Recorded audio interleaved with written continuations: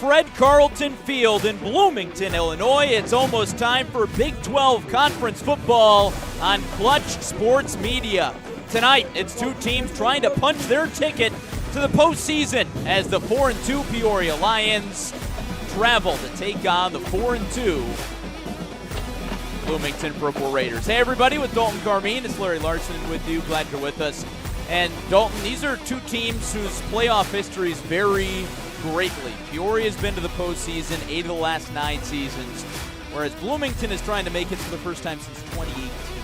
Absolutely. This Bloomington team, this is a revitalized team. They are very, very strong. They have a very strong lineman corps, of course, led by QB1, just a junior, A.J. Cadron, really proved himself as the QB of this team. But Peoria High, they're a different animal. You know, this team, so many weapons, offensive and defensive side of the ball. They've plus 190 point differential on this season. That is unheard of, averaging over 50 points a game. There's going to be hard hits, there's going to be scoring, there's going to be defense. What can you not like, Larry? 100%. It's going to be a lot of fun to watch. We're moments away from kickoff here between Bloomington and Peoria. Glad you're with us for our Game of the Week presented by Domino's. Coin toss earlier was won by Bloomington, so they will elect to receive. And Dalton, that's a bit of an aggressive move for a team that wants to come out and make a statement. Certainly. They're going to have to really try to set the tone here in this game. You know how huge scoring first is. Both these teams trying to prove themselves, trying to secure themselves a playoff spot. Scoring first, whether it's a field goal or a touchdown, is going to be massive for the Purple Raiders. This is a team that needs to come out and set the tone against a Lions squad that they have not beat since 2018. Also, coincidentally, as we mentioned a few moments ago, the last time Purple Raiders made the postseason. Glad you're with us on your Friday night. Of course, Peoria High always goes to the onside kick, but this time they boot it deep towards the sideline, and a tumbling stop is made by Carter Jackson.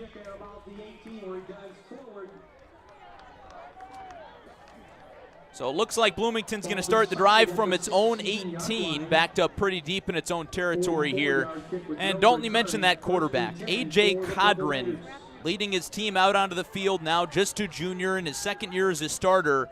The number one stat that jumps out on his line this year, 10 touchdowns to just 2 interceptions. Yes, Cadron is an absolute genius with the football in his hands. He drops back. He's not looking to throw it deep every single time. He's looking to make the correct play, and that is absolutely huge. That is a massive part of a good football team. So Cadron, really great player. Really looking forward to see what he's got today. Man in motion and a high snap. It's the give to Cam Smith. The RB1 for this Bloomington team is pushed backwards after a gain of about 2. Second down coming up. Good start there for the Lions defense. They're really going to have to contain that run game if they want to jump out and take a big lead in this one like they usually do.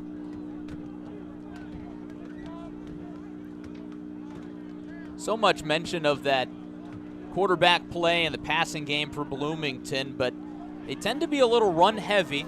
Starting with Cam Smith, so you mentioned stopping that run is going to be key. A little misdirection, and they go back to Smith, who plows through the line for a short gain, and it's going to be 3rd and medium. Cam Smith, not a bad run there at all. Looked like he was about to be stopped right at the line of scrimmage. Really powers through, gets a couple more yards. Going to set up 3rd and short for the Purple Raiders. Smith, the team's leading rusher, 470 yards entering action tonight, had 81 yards and a touchdown last week. And Bloomington's road win over Champaign Centennial. Peoria's defense in your face, always pressed up against that line of scrimmage. Cadron backpedals as he gathers the snap, and he is tumbled to the ground. A statement sack right out of the gate by Peoria High. It's Dorsey Doss. Great job there. Dorsey Doss coming off the edge, putting down QB1 for the Raiders in the backfield. This is going to be an early punt for the Raiders, and they're almost to their own end zone. So no matter what, Peoria High is going to start with great field position. Mikey Kimmel will punt it away. And it's TQ Webb back to return for the Lions. He's going to let it bounce and let it roll just past the 45-yard line. So Bloomington goes 4 and out on their first set of downs, and the Lions will start their first offensive possession in Bloomington territory. Dalton, that's not what you want if you're the Purple Raiders. Not at all. We just got done talking about this explosive offense of the Peoria Lions starting in enemy territory. First play of the game, first drive of the game. Purple Raiders, not what you want. So Tino Gist, the senior QB, leads his very deep offensive unit onto the field. Gist out of the gun with Malik Ross in the backfield. This is an offense that averages well over 50 points per game. The first play for Peoria goes to Ross. And he's going to make it second and short. Gain of about 8 on first down. Malik Ross, talked a lot about him filling the shoes of Malachi Washington, and he has done that very well this season. Creeping up on 1,000 yards for the season. Main feature of this offense. They give to Ross again, and this time that defensive line for Bloomington is not going to let him pick up much. Nice job stepping up there from the Purple Raiders. We did mention they are strong core of linemen, offensive and defensive sides of the ball. They're going to have to keep that up. We talked to Tim Thornton earlier this week, Peoria's head coach. He mentioned that defensive line for Bloomington is almost as strong as they come in this conference. Gist on third down slings it out to Javen Moore. That's his first catch of the ball game, and it's a first down. Javen Moore, the transfer from Richwoods, runs a great route there, hauls the ball in, stays on his feet, picks up that first down and punting more. Lions on the move now. They run a no-huddle offense. Gist on play action, throws long to the far sideline, and it's incomplete on the screen pass. I was looking for Jalen Rayford. Not a bad play call at all. Just couldn't haul it in. That throw from Gist just a little bit low. A rare mistake from Gist for sure. In case you're just joining us, Bloomington won the toss. They elected to receive. They went 3 and out. Flags fly. A little bit of motion, and that's going to be a false start against the Lions.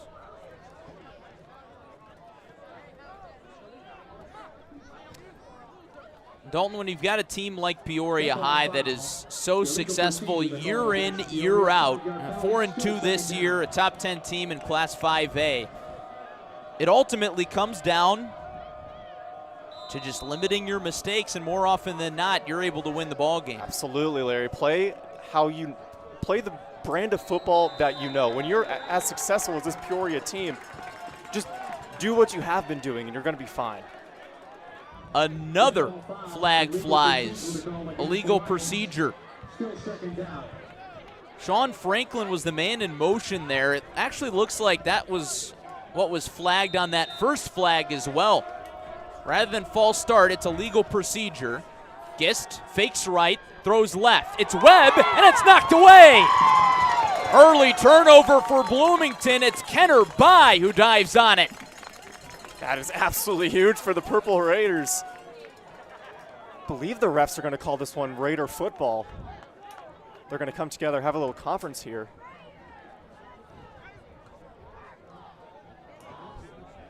If it is called a fumble, like Bloomington sideline is advocating for, it's going to be a rare turnover for this Peoria Lions offense led by Gist.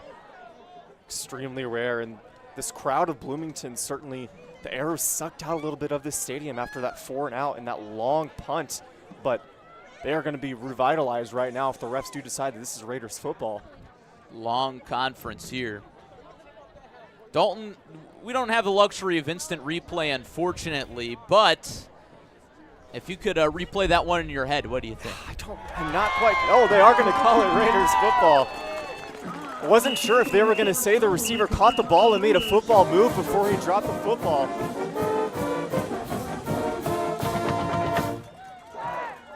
That's huge for the Purple Raiders. Get that ball right back, get right back to work on offense, try to score. So the Bloomington defense forces a must-needed turnover, and the tables are turned in this game. One of the defining plays of this first quarter. Gives Bloomington another shot. 8:45 to go. Opening quarter of action. Glad you're with us. Bai gets the carry. And he gains 3 on first down. That's one of the qualities of this Bloomington team. A lot of hard-nosed, blue-collar football players that have to play both sides. They've got 6 starters who start on both sides of the ball. You just love to see that, especially from a school that's the size of Bloomington. Guys that can go out there, play both sides of the ball, and play them well and lead this team to the playoffs. That is crucial for high school football. Bloomington looking for their first playoff berth since 2018. If they win tonight, they can get there. Man in motion is Keontae Hamilton, and he's ripped down at the 50-yard line. He was close to busting a long one there, but Debo Young pulled him down. Great play by Debo Young to react quickly, get to the outside, and take down Hamilton. I think if he beat Young, we might have had a house call here about halfway through the first quarter. It's 3rd down and 2. 3 receiver set. You figure it's a run situation. Cadron with the hard count. Gives up the gut to Smith, and he's got no space.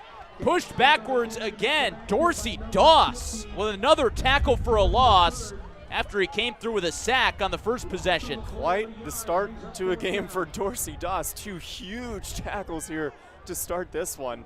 Bloomington's going to have to punt again. It's not what you like to see if you're a Purple Raider.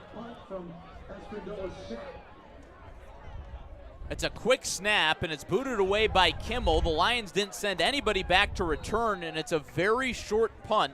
Kimmel was punting into the wind, and it is very, very blustery tonight. Not a great night to be a kicker. No, definitely not. It's chilly. I mean, these past couple weeks, it's been beautiful for football. And it's arguable this is beautiful for football, too, because this is real fall weather. But the cold definitely going to be a factor tonight in this one. Lions huddle up on that far sideline. Pinned a little bit deeper than they were on that first drive that they started on the Bloomington 45-yard line. Big 12 conference matchup, both teams entering action 4-2. 4 receiver set. The man in motion is Franklin, and it's a give to Ross. A patient run, shoves the man out of the way. Can't get by his second one. Gain of 3 on first down. Not a bad start to the drive for the Lions. Lots of misdirection, lots of moving parts to this Peoria offense. It's why they're so explosive. Gist back to pass, slings it out wide, and it's complete to Moore. His second catch makes it 3rd and short. Nice job by Moore there once again. Catch the ball, come down with it, secure it. At the last second, I don't know if he caught it. He really lunged that right arm out there with the football, trying to get to the first down marker, and they are going to call it first down, Larry. That was all Javen Moore right there. Extra effort moves the chains. Gist, another quick pass, another quick completion. It's Sean Franklin. Another big gainer. First down Peoria, past midfield now. That's what we've been talking about, Larry, this quick, explosive offense of the Lions. It's why they are as good as they are. 16-yard gain for Franklin. So many options for Tino Gist. He hits Franklin again on the screen. Shows off the moves for another first down. Incredible move by Franklin there. He was about 3 yards short of the first down marker, and then puts the moves on the defensive back of the Purple Raiders and is able to get across that first down marker and into out of bounds. Tim Thornton's offense on the move now. 8th ranked team in Class 5A. Trying to score the first points of the ball game. Gist gives to Ross. And he's pulled down by David Williams, the sophomore lineman. Really liking the balance right now of Peoria between the run game and the pass game. They're moving quick. It's been extremely effective so far. This is your typical Peoria high offense tempo.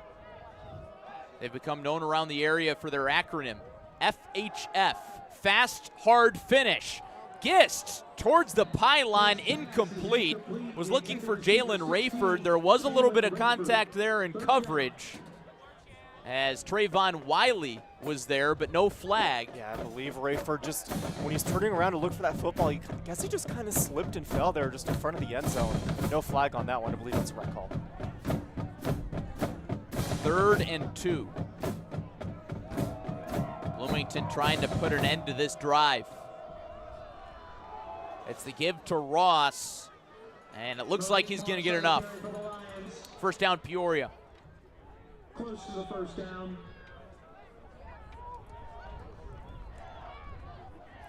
Lions just shy of the red zone. Making the tackle, number 50, Mickey Espindola. 1st and 10. Gets the yardage for the first down on a pickup of 1. Never know what you're going to get from this Peoria Lions offense, especially when you get to that red zone. It's worth noting that the Lions have that wind at their back. They go to throw again, and Gist connects with Franklin on the far sideline.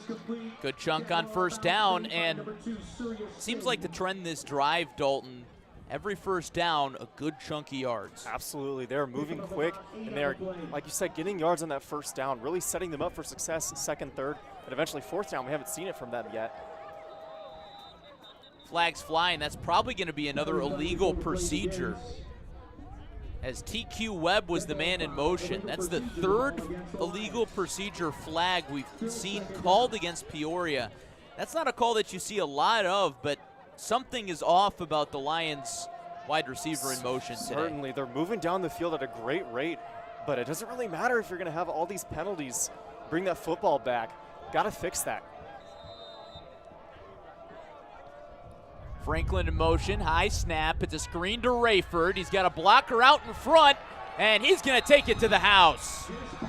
Lions strike first. It's the sophomore, Jalen Rayford. Had 2 touchdowns last week, and he's got the first score tonight. Jalen Rayford again showing that extra effort. Looked like he was about to be pushed out of bounds, but the last second his teammate comes up, throws a great block for him. He's able to maneuver around it into the corner of that end zone for 6. Another feature of the Peoria offense is they always go for 2. That's what they'll do here. Whistle and the play is blown dead. Waiting for the call. And it's going to be against Peoria. You know, Dalton, if I had to guess, illegal procedure. And that's what it is. How'd you know, Larry? I don't know. Just a guess. Sneaking suspicion? Just a hunch. The Lions are backed up. They'll go to pass. Toss to the back corner. Hauled in by Javen Moore. Beauty of a ball from Tino Gist. And Javen Moore looks like DJ Moore last night on Thursday Night Football. Lions lead by 8. Absolutely. What a toss by Tino Gist there. All the way into the corner of the end zone. Nice and high, away from the defenders. Right in between them. Right into the hands of his receiver. That was incredible. Tonight's broadcast brought to you by Domino's. 4 locations across Bloomington Normal, including one just south of Uptown Normal. Visit Domino's.com to get your order in now. Also brought to you by Adam Merrick Real Estate. He can sell your house in 59 days, and if he doesn't, he'll buy it. Adam and his team have been consistently recognized as one of the top real estate teams in the country. Time is money, so when you want to sell your home, call Adam Merrick Real Estate, and your home is as good as sold. Also brought to you by CSM Overtime, Clutch Sports Media's newest multimedia venture, providing written coverage, stats, photos, and more on ClutchSportsIL.com. Visit ClutchSportsIL.com/overtime today. So after both teams had some early struggles, Peoria's offense is the one to strike first. Bloomington will try and respond after the onside kick. And the wind blows the football off the tee. Probably not the last time we're going to see that tonight, Larry. I was going to say, thinking the same thing. Jatrell Berryhill will kick it. It's popped up towards the sideline. Takes a Peoria bounce, and it's hauled in for a short return by Garrett Dickerson. It's like that one kind of caught Dickerson by surprise there. It bounced up into his hands. By the time he turned around, there's a whole swarm of Lions there to take him down there at about the 25. There is a flag down right where that play ended. Looks maybe a little late, maybe a late hit or an unsportsmanlike conduct, something of that nature perhaps.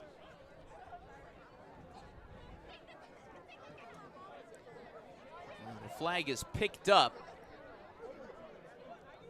It is going to move Bloomington forward, so it is against Peoria.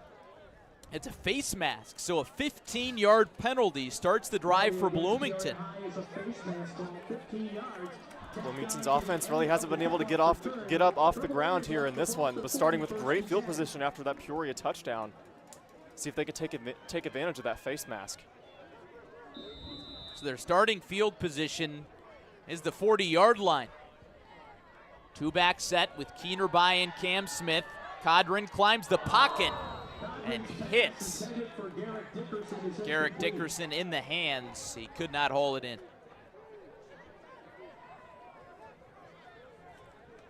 Not a bad route there. Codron saw the man open. I think right before that football got to the hands of the receiver, defender cut right in front of him. Kind of obstructed the view of the receiver there. That's why it went in and out of the hands. Dickerson, the starting senior wide receiver. Leading receiver last year. Coming back as a part of the Bloomington offense. 2nd and 10. It's a pitch out wide. It's Rob Lanier who's upended at the line of scrimmage.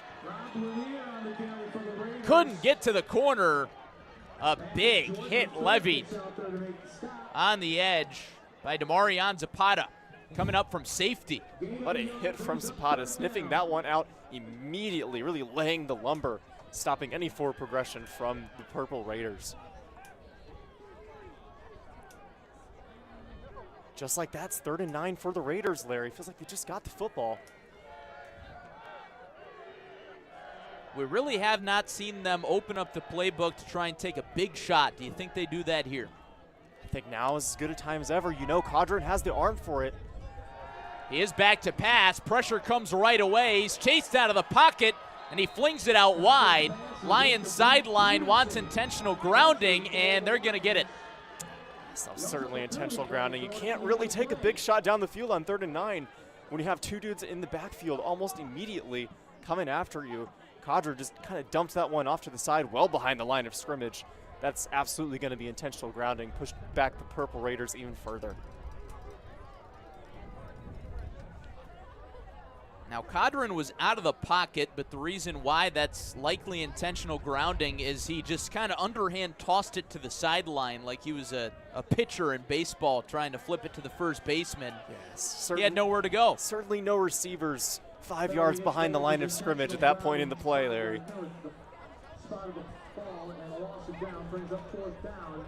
So it makes it 4th down. And Mikey Kimmel will once again punt it away into the wind. TQ Webb back deep.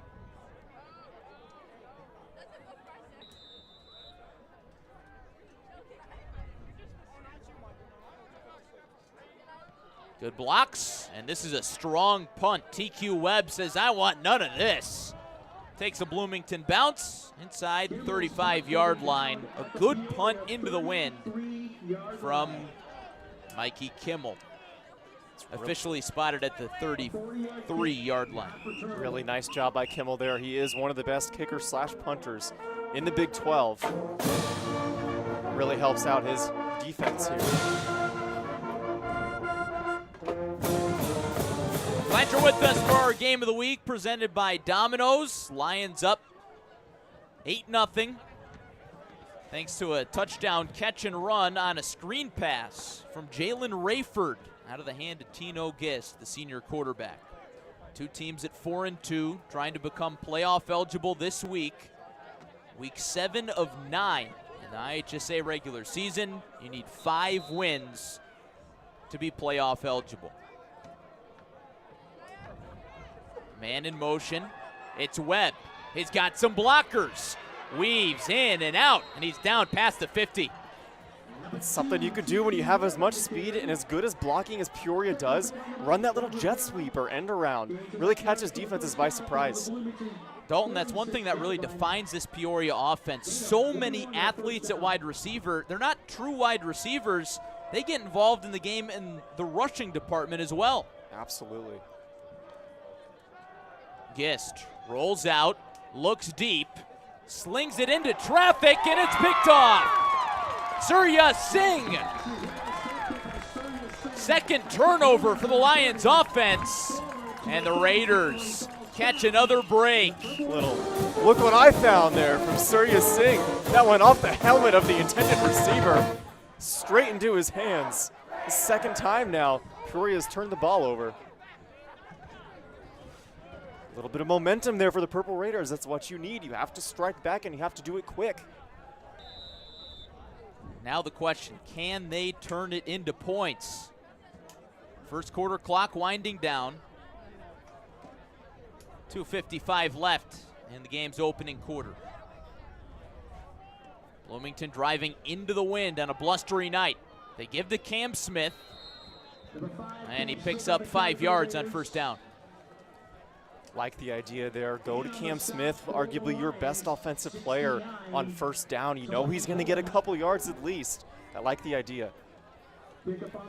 Cam Smith, the senior running back, talking to Scott Godfrey, Bloomington's head coach, about him this week. He said he's a guy who's come in and exceeded expectations this season. And as a result, they've really leaned on him offensively.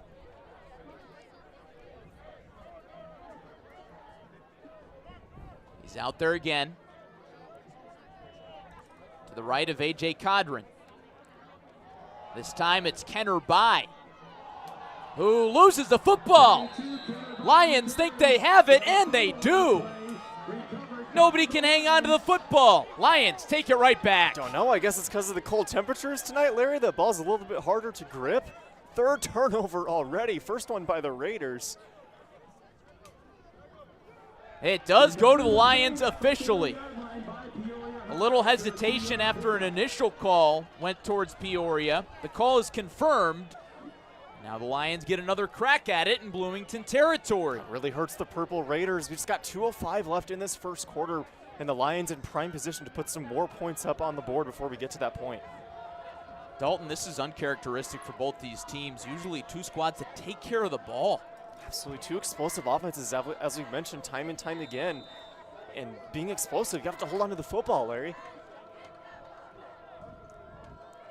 Gist coming off his 5th interception of the season, rolls out wide and takes a shot. Chucks it up to Moore, and it's intercepted again.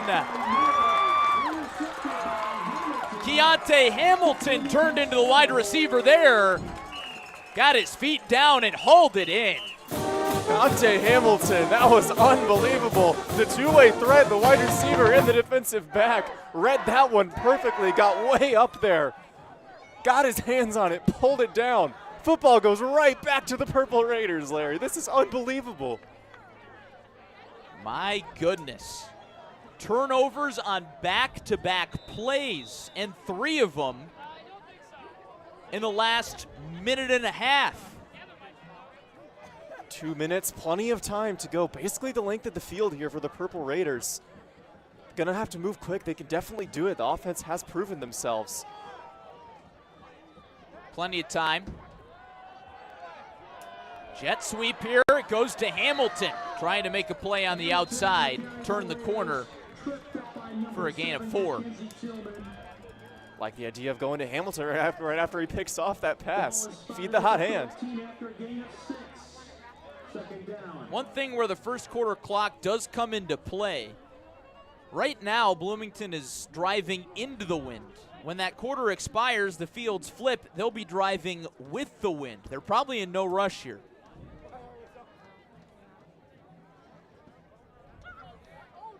Codron looking towards the sideline for the play call from Scott Godfrey.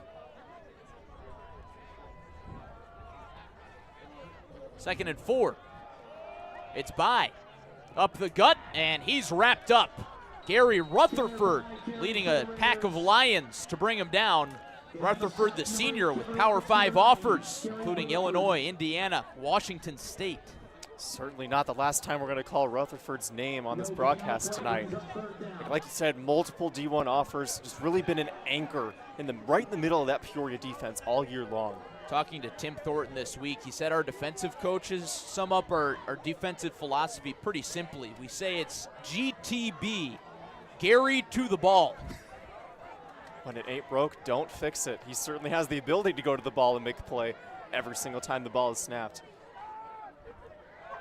Cadron back to pass, into the wind. Pocket closes, and he's sucked up. It's a sack. Second sack of the ball game for Dorsey Doss. Doss again having himself, really making a statement here in this first quarter. It's a couple tackles for him already. Looks like that might take us to the end of the first. The clock is stopped as Peoria took a timeout. That's a wise play from Tim Thornton, using the environment to his advantage. He wants to make Bloomington punt into the wind. Personally, I know I didn't think of that, Larry. That's incredible call from the sidelines from Tim Thornton. That's why he's been there for 14 years. That's why he's had all this success for the Lions. Peoria has made the postseason in 8 of the last 9 seasons, trying to make it 9 out of 10. If they win tonight, they'll clinch their 4th consecutive playoff berth. This Lions team well on their way to the playoffs and well on their way to another deep playoff run after that heartbreaker in the state championship last year, only losing by 1 point. They know they can get right back there, and they certainly believe in themselves.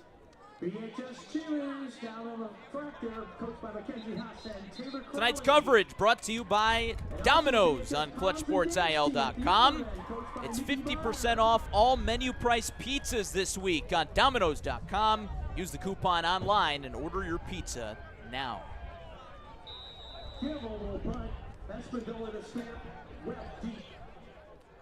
So will be the Raiders to punt into the wind. Snap almost got over Mikey Kimmel, and the punt tumbles at the 30 and bounces out of bounds. So that gamble pays off. It looks like a few more seconds are left on the clock for Peoria to try and chuck that ball into the wind. Extremely smart call there by Thornton from the sidelines. Really nothing Kimmel can do. He is one of the best punters and kickers in this conference. When the wind is howling like this, you kind of just got to give it your all and hope for the best.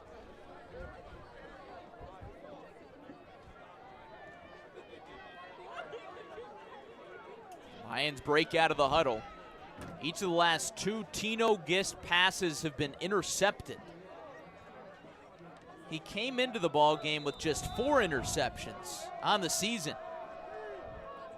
Sends Sean Franklin in motion, lines up at the tight end spot, and they keep it on the ground with Malik Ross. Doesn't find a hole, and that's the final play of the first quarter. These are 2 offenses that can put some points on the board, but only 1 touchdown in the first 12 minutes of the ball game. It belongs to Jalen Rayford on a screen pass from Tino Gist as the state-ranked Peoria Lions take an 8-0 lead into the second quarter. Tonight's coverage is brought to you by Adam Merrick Real Estate. Glad to have Adam aboard as one of our sponsors. If you're selling a luxury home, call Adam Merrick Real Estate. Adam and his team have been ranked by Real Trends as one of the top 25 teams in the country. Adam has sold over 14,000 homes in the past 20 years. Merrick knows the luxury market better than the average agent. In fact, Adam and his team have a signature marketing program designed to help his clients sell for more money and faster, allowing for fewer hassles. If you're in the market, don't sell without the intel. One of the best teams in the country. Call the Adam Merrick Real Estate team. Also brought to you by Clutch Sports Media Overtime. Clutch Sports Media's newest venture, providing written, statistical, and visual coverage of prep sports around Central Illinois, Peoria, and Bloomington Normal. Anyway, 2nd down and 7 for the Lions to open the second quarter.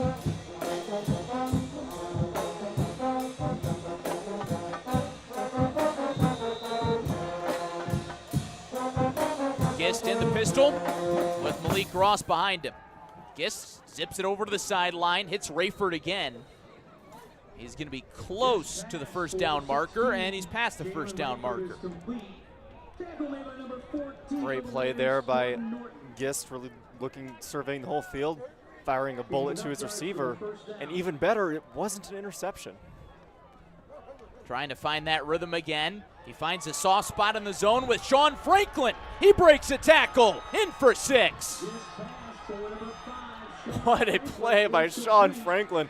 Very basic over the middle route there. He was wide open, makes the catch, turns, makes the guy miss, and then hits the last defender he had to beat with a little hesitation. Great field vision to cut back, get into that middle of the end zone. That is huge. Lions make it 14-0. They'll go for the 2-point conversion. Gist rolls out of the pocket, plenty of time, throws to the back of the end zone and completes to Javen Moore. Second 2-point conversion success for Javen Moore and Tino Gist. It's now Peoria 16, Bloomington nothing.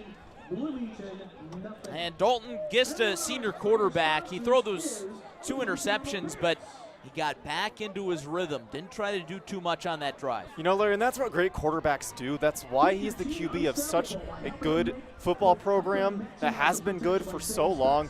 That's why 14-year coach Thornton believes in him. It's because, yeah, he's only thrown a total of 6 interceptions all year, 2 of them in the first quarter of this game. But as soon as the second quarter starts, he just gets right back into that rhythm, leads his team right down the field, couple plays, gets a touchdown. Sports so often about putting the past behind you and focusing on the present. That's what the Lions have done after a bit of a choppy first quarter. 3 turnovers by their offense. But they've got a 16-0 lead.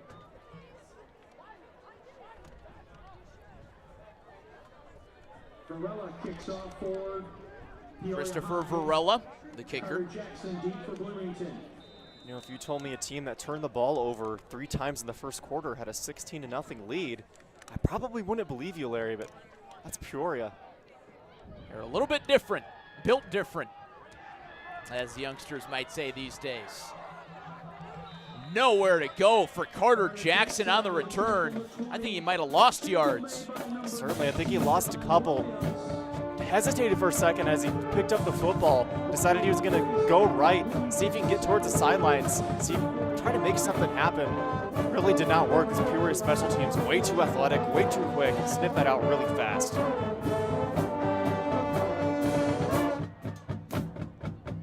So the Bloomington offense has another long field to try and drive. The wind is at their back, so we'll see if that offensive approach changes with Mother Nature helping A.J. Cadron.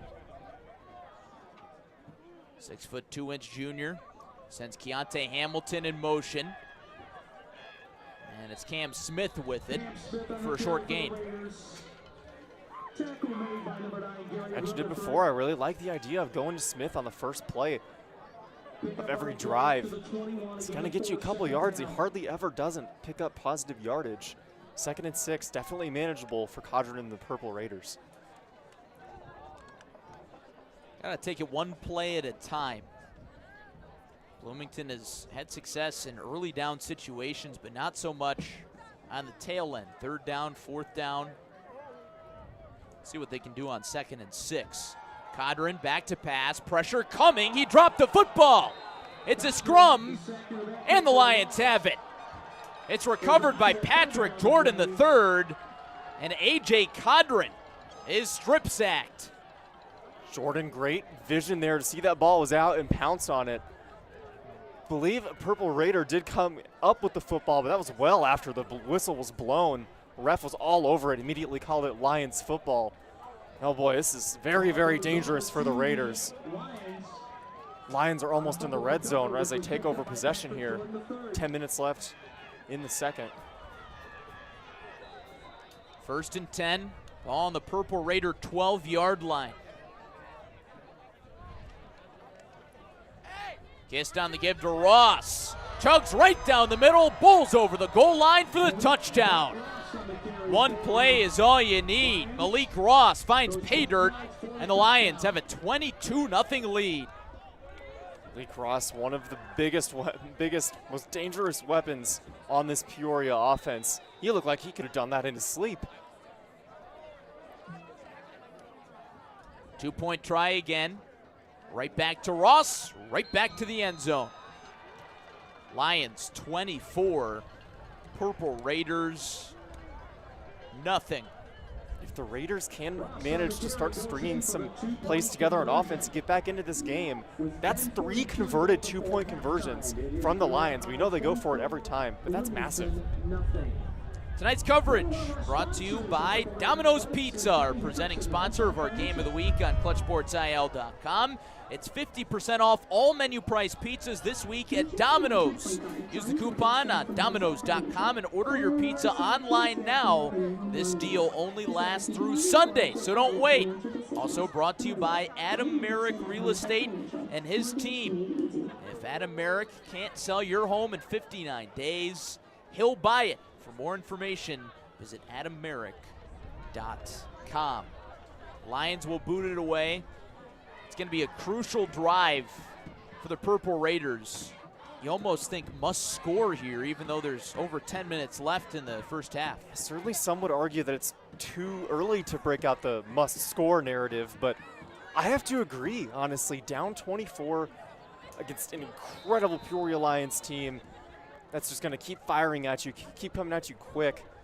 They've got to get some points on the board here, one way or another.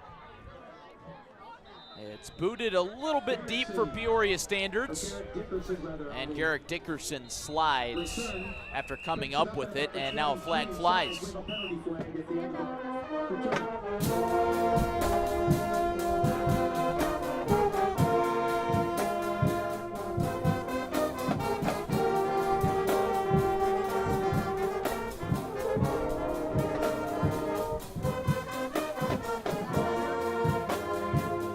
Still waiting on the signal from the officials. In the meantime, enjoy the Bloomington band. Just to the right of our booth. The penalty is against Peoria. Penalty against Peoria High is for unsportsmanlike conduct affecting Unsportsmanlike conduct. So another 15-yard penalty pushes Bloomington forward after a short return.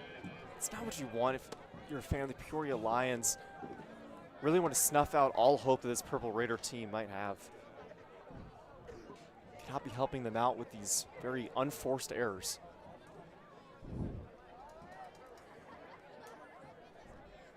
Officials taking a while to spot the ball. Not entirely sure why. I think I just heard a fan say, "What's going on?" Thinking the same thing, Larry. Great minds think alike. First and 10 now. And after some shifty motion, Hamilton cuts up the gut and picks up a few on first down. Good vision there by Hamilton. Mentioned his name a couple times already. Looked like that was going to be an end around, maybe type jet sweep. He's going to try to get to the outside, but he saw more room on the inside. Made a good inside cut, got a couple yards. Pick up a 3, second down. Second and 6 on the scoreboard. Gain of 4 on first down for Hamilton.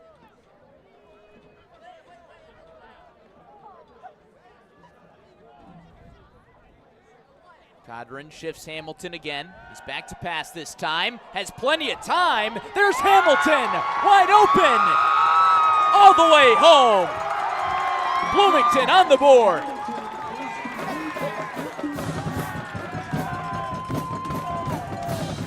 Hamilton, the standout sophomore, with his 8th touchdown. Absolutely huge there for the Purple Raiders. Just talked about how crucial it is for them to score. Codron dropped back, surveyed his options, and saw Hamilton had his man beat by about 5 yards. Hit him right in stride. Hamilton could have waltzed into the end zone if he wanted to. So the Purple Raiders will take a page out of Peoria's book and go for 2. And why not? Not a bad idea. Peoria has converted 3 two-point conversions already. Got to try to chip away, get some of those points back. I like it. 2-back set. Cadron looks right towards the corner. Oh, he hit Hamilton in the hands, but he could not haul it in. So 2-point conversion is no good, but Bloomington is on the board. Just what they needed, Dalton. Definitely a boost of confidence for the Purple Raiders. Now you've seen it happen. You've been in the end zone. You've heard the roar of the fans. If you're a head coach right now, you just got to be like, all right, that's it. Let's go. Let's have offense feed into defense here. Get that ball right back. See if we can put some more points up before this end of the second quarter. 2 plays, 62-yard drive, and 55 seconds for the Raiders. A 55-second drive. A quick strike from A.J. Cadron to Keontae Hamilton. One time Cadron finally has some time back in the pocket to really survey his options to see who he's got. Great job by the offensive lineman there, because that's what allowed Cadron to see that Hamilton was way away from his defender and deliver that ball perfectly.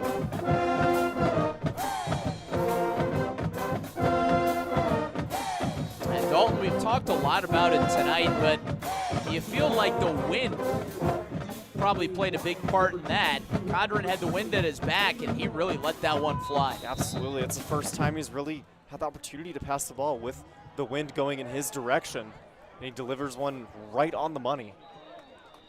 Deep kick over TQ Webb for a touchback. Certainly the wind's more of a factor than people realize, especially those of you at home. It's chilly out here.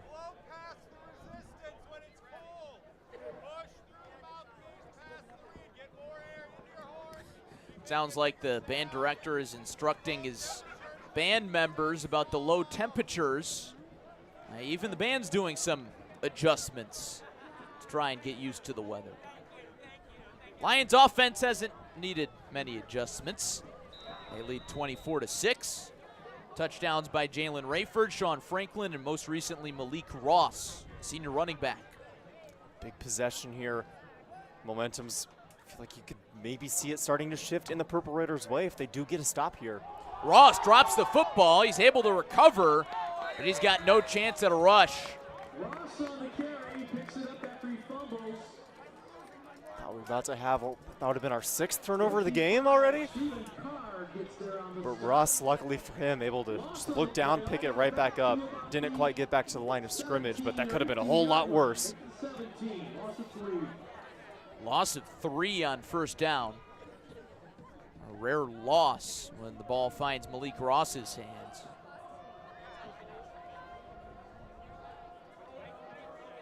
Gist gives right back to Ross. He weaves his way up the middle and gets those yards right back. For the Lions, 3rd and medium coming up. Probably a passing situation. I think so. We've seen lots of different passing plays from Gist and the Lions. Be interesting to see what they go to here. They only need 6 yards. No reason to go super deep, but the way this offensive scheme is, it wouldn't surprise me. There is an injured Raider on the play.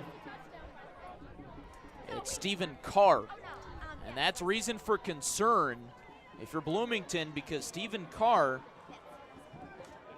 is a guy who plays on both sides of the ball, starting right tackle in addition to being that defensive end, and he's walking off the field under his own power. It's good to see that. Hopefully just a stinger for Carr. Get back on the sidelines, take a little break, get back out there, hopefully. Certainly a key part of this Raiders program.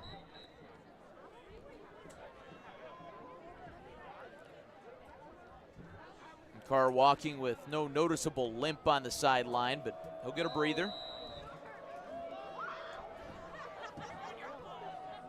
3rd and 6. Gist chucks it over the middle, hits TQ Webb in stride. It's a foot race, and he wins it. TQ Webb with a touchdown. I think we just saw that's why he's the punt kick returner for this Lions team. Webb caught that, turned around, and just took off. We were just talking about how you don't really need to go deep to get the first down, but Peoria says, we're going to do what we want. They get 6. Big response from the Lions offense. What a dime from Tino Gist. Tino Gist certainly finding his rhythm here. Slowly but surely starting to take over this game, I feel like. Looks like a flag there. False start, illegal procedure against Peoria. That hasn't stopped them before on the 2-point try. They've thrown 2 2-point conversions to Javen Moore. He's a guy to keep an eye on in this situation. Near the top of your screen, number 3 in white.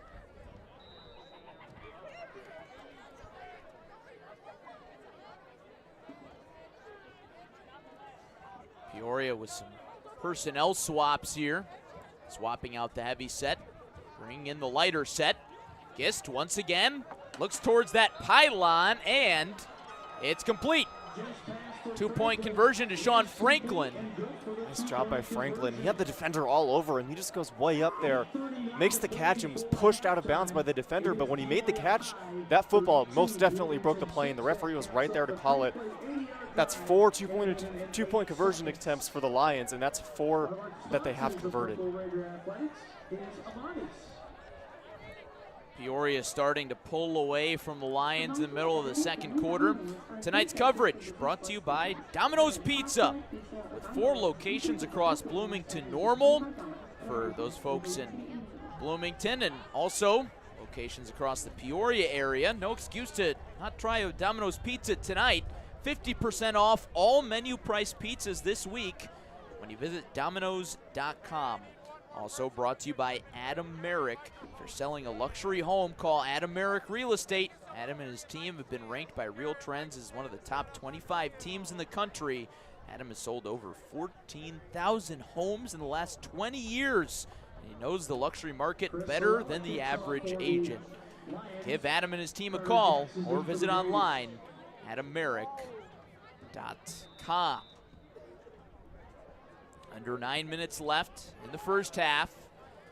Deep line drive kick into the hands of Carter Jackson. Green grass in front of him. And he's brought down past the 35. Great return there by Jackson. Grab that ball, full head of steam, straight up the middle of the field. See if the Raiders can get something going. They certainly need to score again here, at least once before halftime. Trailing this one 32-6. Well, early in the game, we saw that both teams were certainly capable of squeezing out some extra possessions. If Bloomington's going to come back, they're going to need to do that again. Certainly, both these teams, very hard-working offenses. They score a lot, and it looked like we were going to have a close one there throughout that first quarter, especially with all those turnovers. But Peoria really has found their rhythm a lot quicker than Bloomington has. In case you're just joining us, it was just 8-0 Peoria at the end of the first quarter. The give to Cam Smith on the outside. Flags fly as Smith rumbles towards the 45. I think this one might come back on a hold. We'll have to see.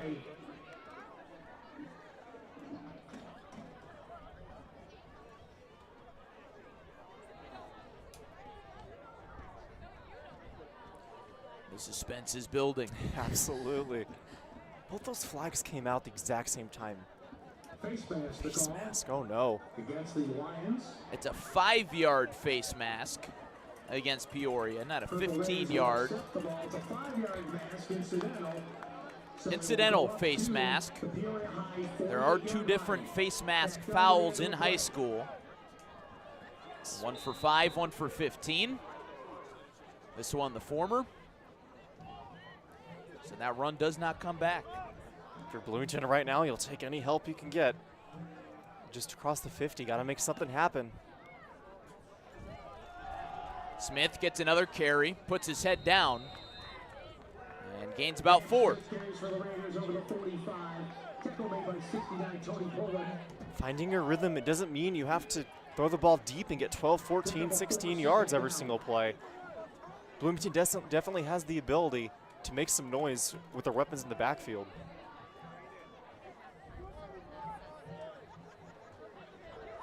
Clock now under 8 minutes to play in the first half. Bloomington's lone score, a 60-yard touchdown pass to Keontae Hamilton. He's got it here on the jet sweep, and he carries 2 defenders towards the sticks. Great play there by Hamilton. Looked like he was going to be hit hard, a couple yards short of the first down marker. He just turns around and just brings them right with him all the way close to that orange stick, and they are going to call it first down for Purple Raiders.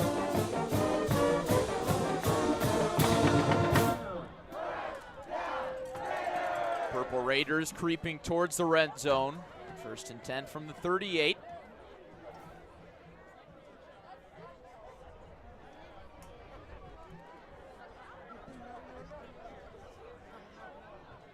Cam Smith on the sideline getting a breather. It's Lanier in the backfield, and he gets the carry. Breaks 1 tackle, and he's ripped down by Gary Rutherford. Rutherford's second tackle tonight by our calculations. Very much unofficial. 2nd and 9. I believe I just heard a fan of the Purple Raiders screaming for a play action. Well, what do you think?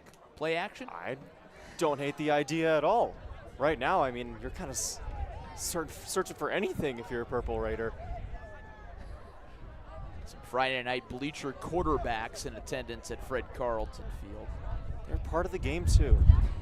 Apparently. Give up the gut. It's another rush to Lanier, and he's stuffed backwards. Debo Young, senior defensive lineman, leads the charge. Nice hit there by Young. Sets up a very, very big 3rd and 9 for the Raiders. Bloomington has chewed some clock. Halfway through quarter number 2.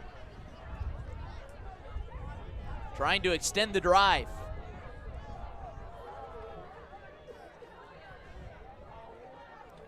Hamilton in motion. Cadron rolls right. He's got nowhere. Debo Young. Back-to-back big tackles, and this one's a sack. Really, Debo Young showcasing the speed that is just up and down the whole lineup of the Peoria Lions defense. Hopefully some frustrated Purple Raiders fans after that one. I'm going to point it out again. The wind is a huge factor in this one. At the beginning of the 3rd quarter, Peoria, they're going to have the wind going in their favor. So right now, really unfortunate that the Raiders couldn't put some points up on the board. Mikey Kimmel boots it away. Nobody back deep for Peoria, and it's into the end zone. Ball landed inside the 5, but just did not get a Bloomington bounce. Great punt there by Kimmel. Another good one from him. Put it exactly where he wanted it. It just kept on tumbling out the back of the end zone. Not much you can do about that. A lot of luck of the draw there, and the draw has not gone the Purple Raiders' way tonight. They trail 32-6. Just over 5 minutes left in the first half. Glad you're with us. Game of the week presented by Domino's on ClutchSportsIL.com. Tino Gist and company back out there. Gist has found his rhythm after 2 first-quarter interceptions. He's got 3 touchdown passes, 1 to Rayford, 1 to Franklin, and the latest to TQ Webb.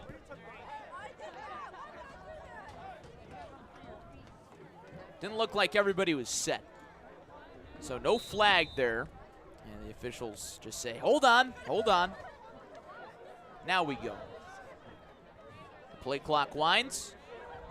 Gist throws it out wide. It's complete to Spencer Russell.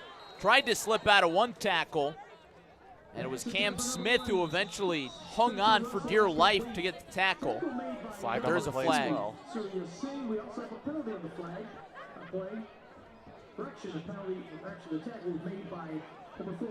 It's holding against Peoria.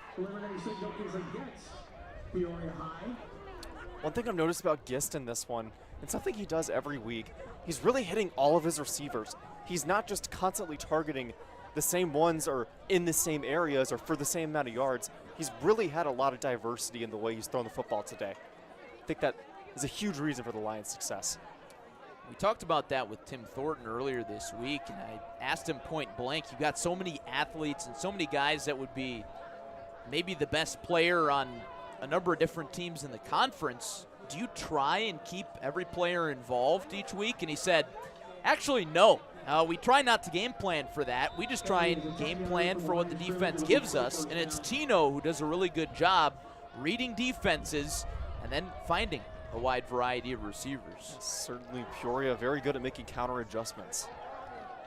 Gist throws on the run, hits Franklin, gets that original line of scrimmage back, and then some. Just pass intended for Beautiful play there by Gist, able to get away from pressure with his legs, stay composed, throwing right on the money to Franklin for positive yardage. around number 5 was Franklin. Forced out of bounds. Franklin often lining up in the slot, but he's also kind of played the role of a tight end in this Lions offense that does not officially have a tight end. There's Franklin into that tight end spot, and Bloomington's defense jumps. David Williams offsides. What you want if you're a fan of the Purple Raiders, certainly to do everything you can, stop Peoria from scoring once more before this half ends. He's going to move the chains for Peoria.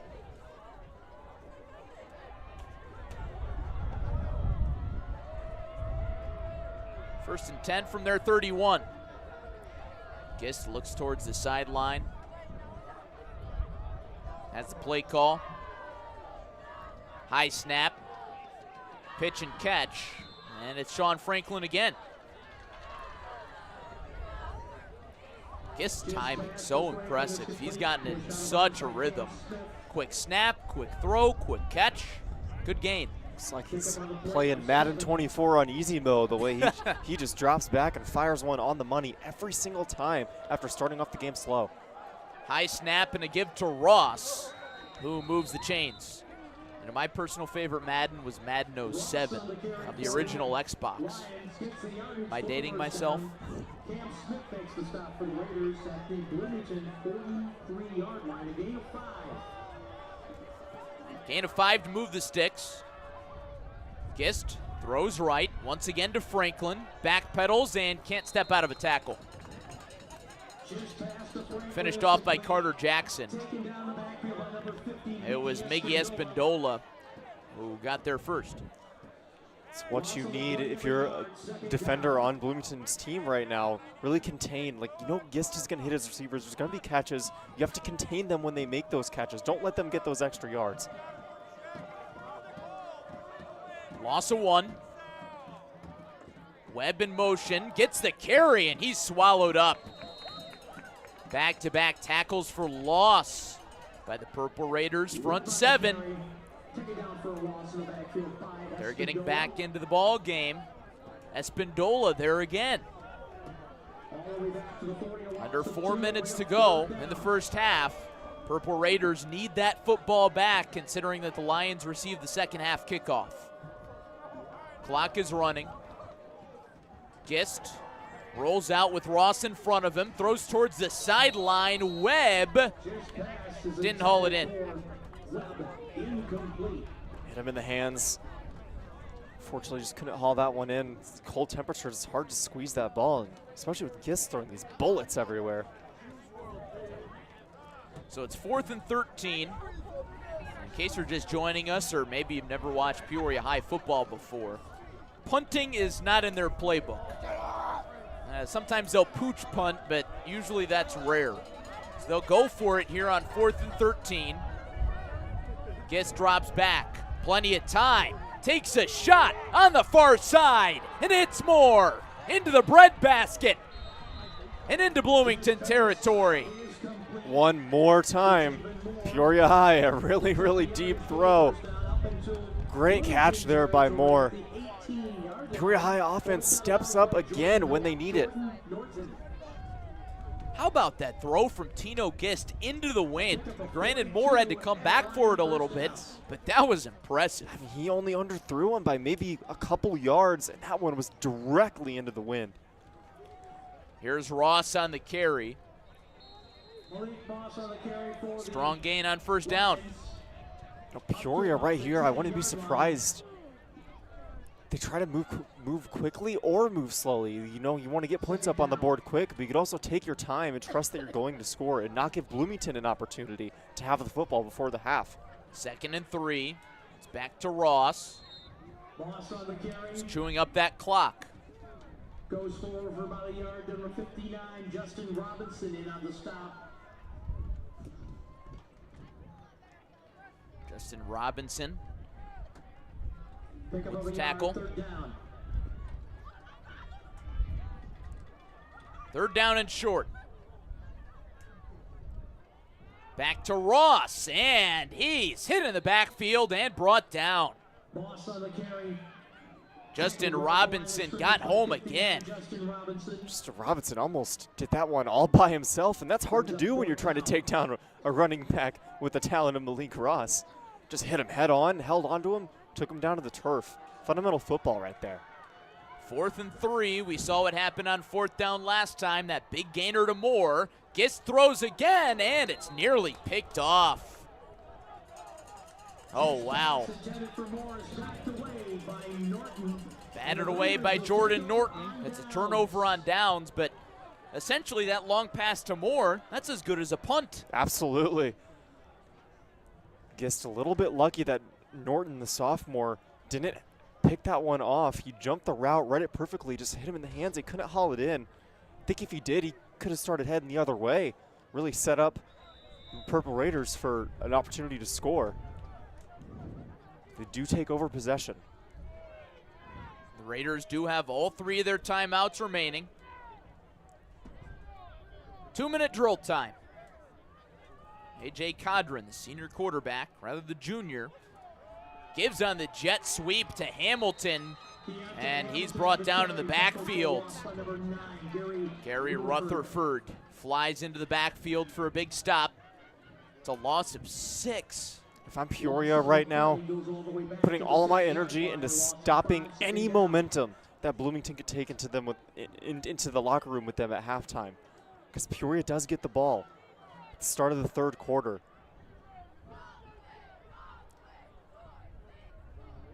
Purple Raiders took a gamble, took the aggressive route, won the toss, elected to receive. And against a team like Peoria High, you kind of have to be aggressive. Want to match their style of play. Certainly I like the idea. Hasn't worked out so far. High snap, and they keep it on the ground. Not much there from Cam Smith. Face mask to call against the Lions. It's another face mask call against Peoria. This will be a 15-yard penalty. It'll be tacked on to the end of the play. 15 yards this time. It'll be a 1st down for the Raiders at their own 26-yard line. So it's 1st and 10 from the 26. Cadron back to pass. Throws towards the sideline, well past Keontae Hamilton. Is incomplete. Strong coverage from Demarion Zapata. Great job there from Zapata. Not let his man get anywhere near the football without committing another penalty.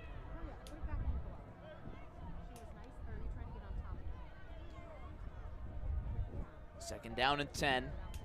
Bloomington's lone touchdown was to Hamilton. A 60-yard catch and run.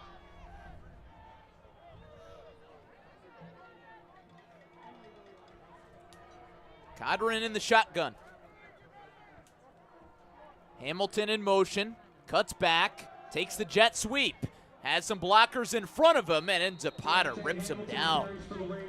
Demarion Zapata doing a little bit of everything, pass coverage, and then he flies in for the tackle. Timeout taken by Peoria High. After a gain of 4 yards on the play, one of our sponsors, the Purple Raider. Tim Thornton wants the football back. Absolutely does, and I can't say I'm surprised the way the play style of this Peoria Lions team. Thought maybe they would just take a step back, try to prevent any huge plays from the Raiders offense. But no, he's like, I'm gonna get a 3 and out. I'm gonna make them punt it to us. We're gonna go right back into that wind and try to get more up. 43 seconds before this 2nd quarter ends. That's how the Lions roll. Points on the board. It's hard to average over 50 points a game if you don't play like that. Certainly, it's worked out for them for years now. Certainly has worked out for them this season. The Lions are half away from clinching a postseason return for a 4th consecutive season. Would be their 9th trip in their last 10 seasons. They were state runner-up last year. Fell short by just 1 point to Nazareth Academy. These players that were on that runner-ups team last year, they certainly remember how that heartbreak feels, losing in the state title. Codron flushed out, throws on the run, and it's short. 4th down and 6 coming up. Clock is stopped, and that's exactly why Tim Thornton took that timeout. Of course you're going to throw there if you're Bloomington, and now you're forced to bring on the punt team again. Another smart call by Thornton. Now he's going to get the football back in 38 seconds for his Lions squad to put some more points up on the board, which is most definitely doable the way they've been playing all season, specifically the way they've been playing in this game. 38 seconds and a timeout. Maybe more importantly, TQ Webb back to return. He calls for the fair catch inside the 35. Well, we've seen this Peoria offense certainly capable of a quick strike. Tino Gist has a few of them tonight. To Javen Moore, a long pass and catch, and then to TQ Webb on a long touchdown pass over the middle of the field, but you gotta imagine here they're gonna try and use the sidelines. Certainly, I would think Gist, he's been accurate all game. Run some out routes, get some guys open, have him hit him in the chest and get out of bounds. That's what you gotta do for these last 32 seconds to give yourself an opportunity for more points up on the board. Ball spotted at the 32. Gist with a clean pocket, steps up and says, you know what, I'm gonna take off, and why not? Slides down at midfield. First down and plenty more there for the Lions. Great play by Gist. Looked like he was about to let it go into that wind. Pulled it down, gets tons of yards. Good read there from Gist. A quick pass this time. Jump and a catch from Javen Moore. 2 plays, 2 first downs. 18 seconds left for the half. Moving quick. I like what I see from the Lions right now. Gist has the play call. The clock winds. Gist down the sideline and incomplete. Not sure what I think about that decision there from Gist. He wasn't double coverage. More than capable of pulling that football down. It was Daquan Van Leer who almost hauled that in.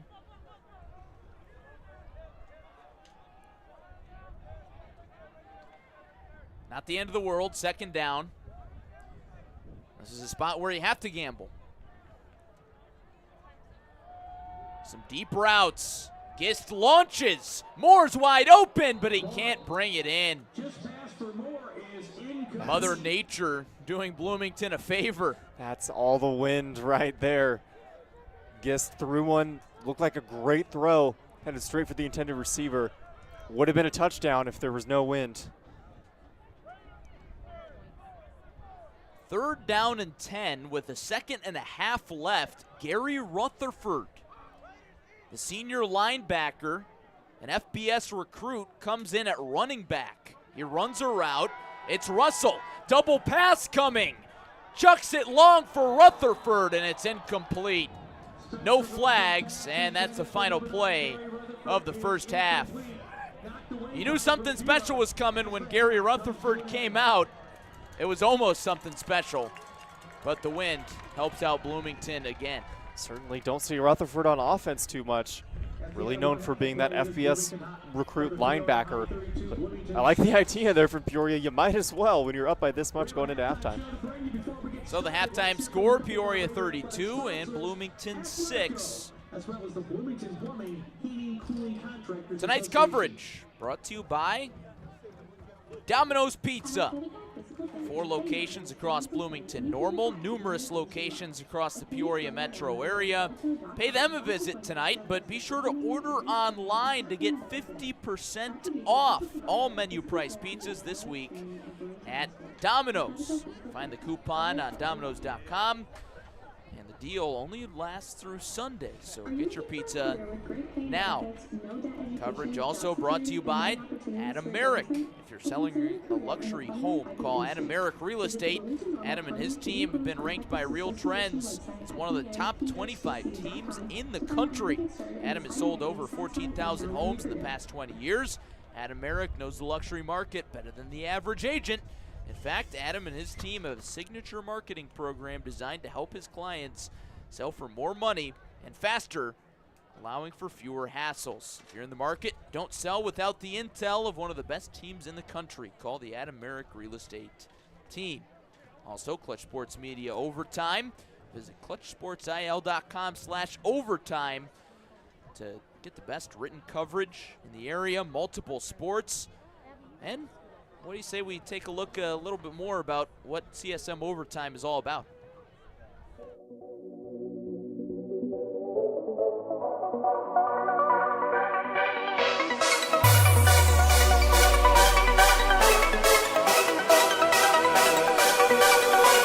Central Illinois, we're going to overtime.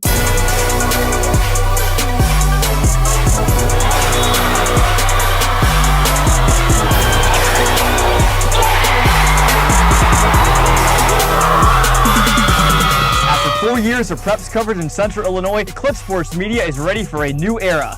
CSM Overtime. What is CSM Overtime? We're going beyond the broadcast to give you in-depth coverage of your teams, Your stories. Your stats and standings. your highlights and action shots. With your subscription, you'll get to see news and feature stories from all sports, up-to-date stats from around the area, and thoughtful analysis from our team of experts. As for our broadcast and social media coverage, it's only getting better. With your support of Clutch Sports Media Overtime, we'll continue to grow our free broadcast coverage with more sports, more games, and more innovation. And thanks to our partnership with Too Efficient Media, your social media feeds will be filled with Central Illinois' best sights and sounds. CSM Overtime will also give you access to full galleries from some of the most talented photographers and videographers in our region. As the new season approaches, it's time for more. More action. More stories. More coverage of all Central Illinois sports. It's Clutch Sports Media Overtime.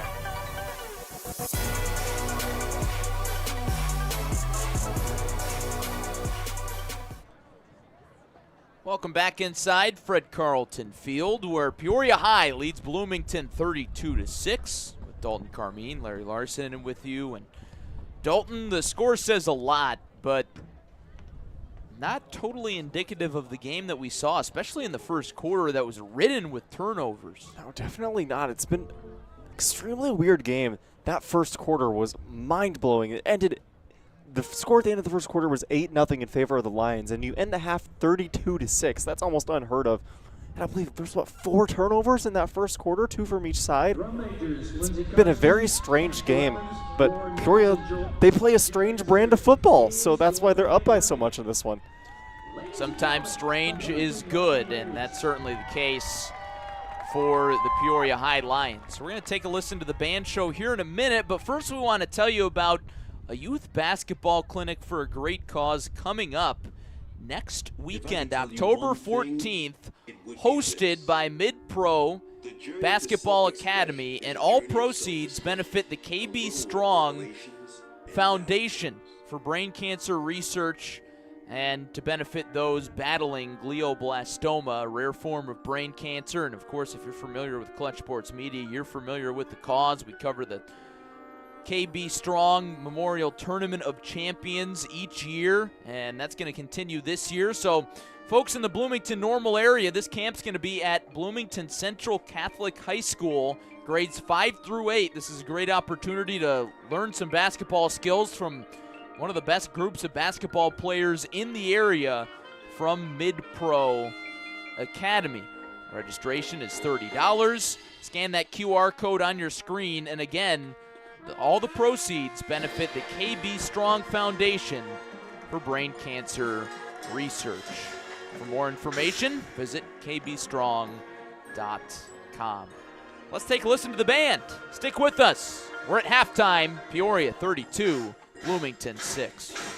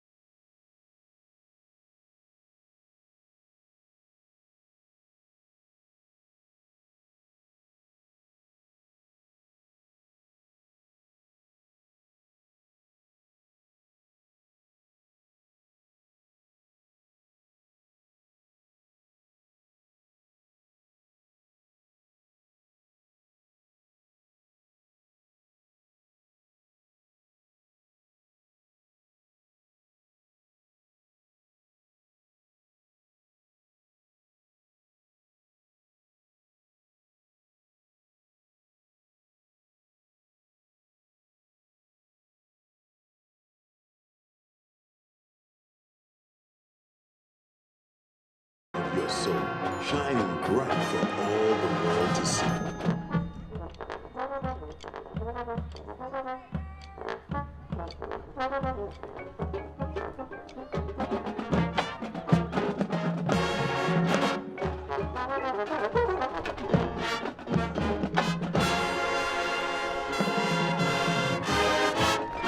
Let your voice be the reflection of your soul, shining bright for all the world to see. Let your voice be. Let your voice be. Let your voice be.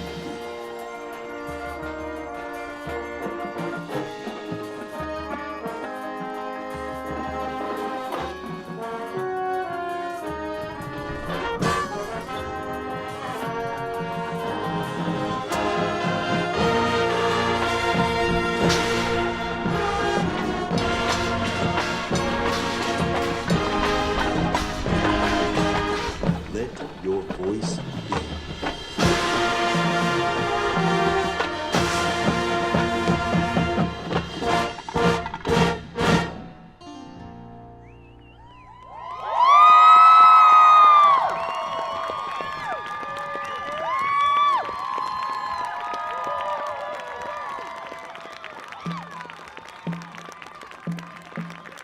That was a little bit, yeah. Yes, yeah. It was really good.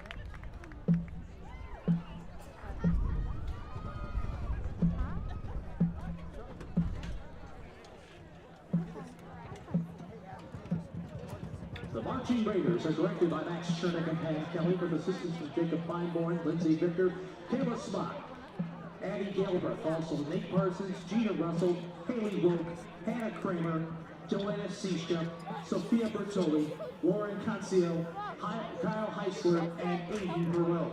Senior members include Boyd Myers, Adrian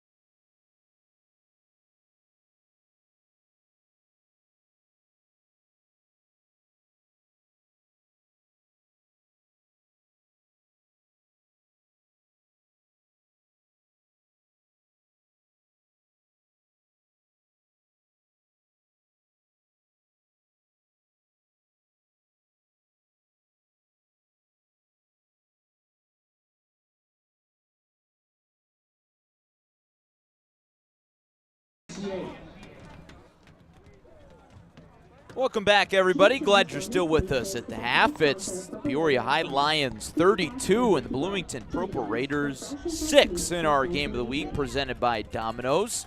Dalton Carmine, Larry Larson, Rodrigo Perez, Jaden Walker in with you, entire Clutch Sports media crew. Dalton, we mentioned the early offensive struggles for both teams in the first quarter. Those quickly changed with 24 points in the second quarter for Peoria High. Certainly, Peoria really just took it to them there on the offensive side of the ball in that second quarter. And if you're Bloomington, you have to do everything in your power to reverse that in this quarter. You cannot wait until the fourth quarter. You're going to run out of time. It has to be quick. It has to be now. You've got to start pushing that football, getting positive yards. Got a few minutes left on the halftime clock, so we'll take a look at the out-of-town scoreboard around the area. Let's see what we can find. I know you found one score. You want to rip it off for us? I did. Normal Community, one of the best teams in the state and the best team in the Big 12 by a good amount, is leading. So far. So far, yes.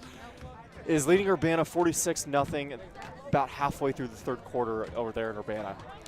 So some other scores from around the Big 12 and around the area.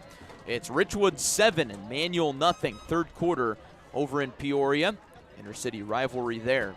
Upset brewing for the Farmington Farmers, taking on the Anawan Weathersfield Titans.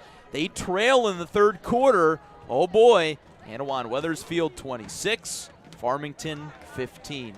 Bloomington Central Catholic only leading IVC 14-0 at the half. The Gray Ghosts giving the undefeated Saints a scare. Elmwood 22, Macomb 8 at the half in Macomb. It's Pekin 7, Canton 0 at the half in Pekin. Our game of the week on CIProud.com currently stands Washington 14, Dunlap 0 at the half. That's a state-ranked matchup. Two teams in Class 6A. And again, you can watch that on CIProud.com. Well, it seems like every week some folks head to the YouTube comments of our game of the week presented by Domino's and ask, well, where's this game? Well, that game is on CIProud.com. Again, Washington and Dunlap coming up in the second half. It's Panthers 14, Eagles 0. Peoria Notre Dame 14, Centennial 7. They're in the second quarter at last check. Metamora all over Limestone, 56-0. It's all Morton over East Peoria, 48-6. And no score between Princeville and Stark County at last check. What jumps out to you? Certainly that Washington-Dunlap game. Those are two teams that, just like we have right here, that match up very well.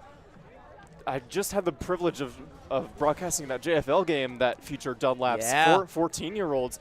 And those are some dogs out there. They have some athletes. I was not too familiar with the town of Dunlap. Most definitely not familiar with their football program. But I certainly think they have a chance to come back and at least make that one a game there in Washington. Indeed, should be a good second half. Back here in Bloomington, tonight's coverage, as we mentioned, our game of the week brought to you by Domino's Pizza. It's 50% off all menu price pizzas this week at Domino's. Use the coupon on Domino's.com and order your pizza online now. This deal only lasts through Sunday. So how about you order a pizza tonight, and then on Sunday when you're watching pro football, maybe try a different pizza. And again, get them both 50% off, Domino's.com. Also brought to you by Adam Merrick Real Estate. If you're selling your home, call Adam Merrick. Adam is the only agent in today's market to put his money where his mouth is. If he can't sell your home in 59 days, Adam will buy it, taking all the stress and pressure off of you. Adam and his team have been consistently recognized as one of the top real estate teams in the country. Time is money, so when you have to sell your home, call Adam Merrick Real Estate, and your home is as good as sold. Check out Clutch Sports Media Overtime at clutchsportsil.com/overtime for comprehensive written stories, feature stories, game stories, season previews. We've got basketball season coming up. We're going to get those cooking here soon. Playoff previews, those are right around the corner. You can find all that good stuff and more on clutchsportsil.com/overtime. Subscribe today. Glad you're with us. Moments away from the start of the second half in Bloomington. It's Peoria High 32 and the Bloomington Purple Raiders 6. Dalton, at the top of the show, we referenced the series history between these two teams. It's been all Peoria lately. They've won 6 of the last 7. Bloomington's last win coming in 2018. I believe you mentioned this earlier. Coincidentally, the last time Bloomington made the playoffs 2018. Looks like they're well on their way to breaking that curse here in 2023. Bloomington overall leading the series 51-40. But in recent years, Peoria's really had their number, and no different here tonight. They've got their number so far. That last win came in Bloomington head coach Scott Godfrey's first season. He's in his 6th season now. We talked on the phone earlier this week about that win. He mentioned that Peoria High, right out of the gate, at home on their home turf, came out and punched Bloomington in the mouth. They jumped out 21-0. They scored on the opening drive, got an onside kick, scored again, and then scored another time. But that Bloomington group was very experienced. They didn't get down. They came back and won by 11 points. That's one thing about Scott Godfrey's Purple Raiders. These boys are not going to give up. They know they've been down before, and they've come back and won before. They've got some close games on the year. They know for a fact they can come right out and make this a game again. Not a doubt in my mind. Bloomington trying to find shades of 2018. Ball bounces around, eventually squirts into the hands of TQ Webb after it was muffed by Javen Moore. Very awkward play right there. You'll take it if you're Bloomington. Big defensive stand here for the Purple Raiders. They need to get this ball back quick. See what Scott Godfrey cooked up in the locker room. Opening drive of the second half for Tino Gist and company. Gist threw 2 interceptions in the first quarter, but then found his rhythm in the second quarter with a number of touchdown passes, 3 of them to be exact. 1 to Franklin, 1 to Rayford, and 1 to TQ Webb. Gist gives to Malik Ross, who had a rushing touchdown in the first half. Gains 1 or 2 on first down. Feels like Malik Ross might be getting a little forgotten with how good of a second quarter Tino Gist have. Ross having himself an absolute whale of a ball game. Ross, a big part of this Peoria Lions offense that has so many weapons. Strong receiving core. And Ross, who's proved to be one of the best backs in the area. Gist out of the pocket, throws to the sideline. It's complete to Russell, who doesn't just top out of bounds. Rather, that's Javen Moore. He keeps the play going, moves the chains. Peoria Lions, they don't jump out of bounds. That's not in their playbook, kind of like punting isn't in their playbook. You come down with that football and your feet are in the green, you go forward. You never step out of bounds if you're wearing a Lions jersey.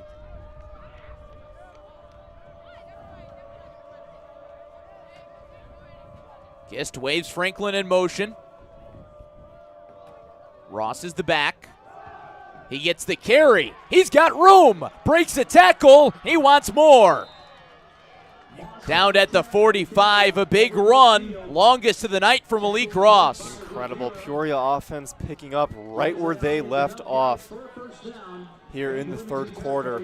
Ross, no different. Massive gain there. First down and way more for the Lions. Gist will pass, looks right, chases left. He's got a big run. Blocker out in front, and he's brought down just shy of the red zone. Back-to-back big rushes for the Lions offense.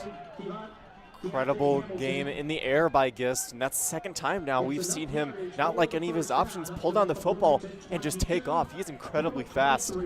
Massive gain there again for Gist and the Lions. It might be surprising to know that Gist is usually just a pocket passer, not a guy who rushes much, and that throw is intercepted.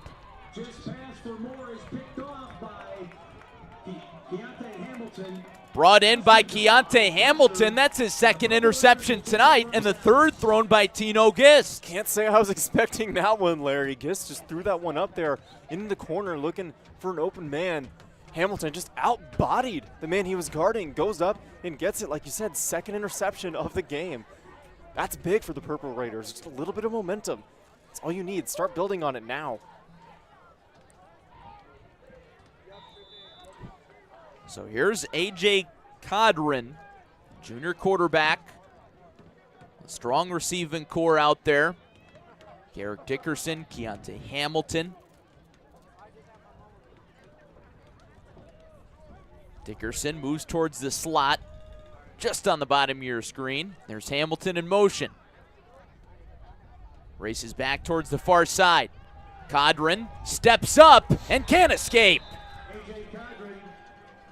Guess who? It's Dorsey Doss, his third sack of the game. Dorsey Doss being an absolute menace out there, coming off the edges for the Lions. Third sack of the game. That's almost unheard of in high school football. Dorsey Doss had lots of eyes on him tonight, that's for sure. Dorsey Doss is far from the headliner, that linebacking core with Gary Rutherford, a guy who's getting recruited by Power 5 schools, but Doss putting his name out there tonight, the junior. Some big plays. Here he comes again. Long throw past Keontae Hamilton. Codron had him open. Codron, rather, and a flag flies. As soon as that ball hit the ground, Hamilton, the intended receiver, turned around and did that pulling the flag out of the pocket motion there with his hands on his waist. The flag was thrown. I wonder maybe if it was a hold or DPI on Zapata.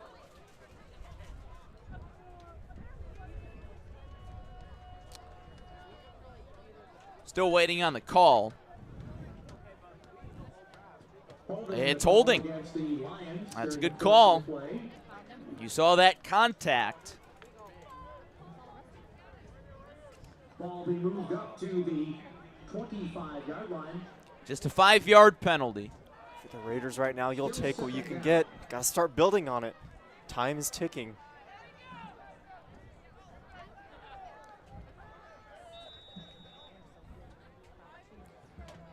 Codron out there in a 2-back set.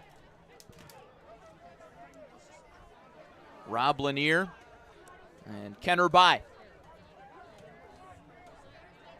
There's Hamilton, and the give goes to Lanier. He's dragged down at the line of scrimmage. It's once again all over that. Talon Jordan fired up after a big tackle. It's a loss of 1, 3rd and 6. Big third down here, got to make something happen. Your Purple Raider cannot give the ball right back to the scorching hot Peoria offense. Remember, Peoria did drive right down the field on their last drive, just unfortunately threw an interception. An explosive Peoria offense. This Bloomington offense has struggled to get going. It's a screen pass, and it's incomplete to Dickerson. They had it set up.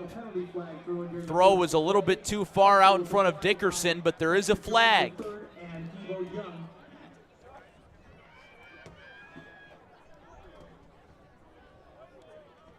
If you're sitting at home, you might be thinking, well, how do you not complete a screen pass? But Codron had Debo Young bearing down on him. Certainly, it's pretty hard not to panic there. I know that's kind of the point of the screen in football, is to get a couple linemen coming at you full speed. It's a real bummer there. It really looked like Dickerson had plenty of room, plenty of blockers ahead of him. Just unfortunately couldn't haul it in. Tim Thornton is pretty animated on the Lions sideline, so this must be against Peoria. I certainly didn't see anything, Larry. Let's see what the refs have to say about it. No, it's holding against Bloomington, and the penalties declined, so that's the reason for discussion. So Peoria elects to not give Bloomington another shot. They'll take 4th down and 6, and Bloomington will punt. The way this defense is playing right now, certainly agree with that decision. Kimmel on to kick for the Raiders. Left deep for the Lions. Mikey Kimmel had a handful of punts in the first half, back out there. And TQ Webb, who we saw have that explosive touchdown catch and run in the first half, is back to receive. No call for the fair catch and haul it in. So Lions will start from their own 43-yard line to open the drive. Glad you're with us on your Friday night. Big 12 conference action. Both teams at 4-2. One more win for both these squads means playoffs. 3 games left, including tonight, to try and get there. Peoria in good position to clinch that playoff berth tonight. Their last 3 games, though, Dalton, on the schedule, you got Bloomington, a test tonight. Normal West, the reigning conference champion, next week on the road. And then Peoria, Notre Dame. Not easy tasks. Not at all, and I think that's certainly why they have that plus 190 point differential. They have played some of the weaker competition in the Big 12, if you can even call it weak competition. It's certainly going to be a tough one the rest of the way out for Lions. There's Malik Ross on first down. Spins out of a tackle, and he's brought down from behind by David Williams.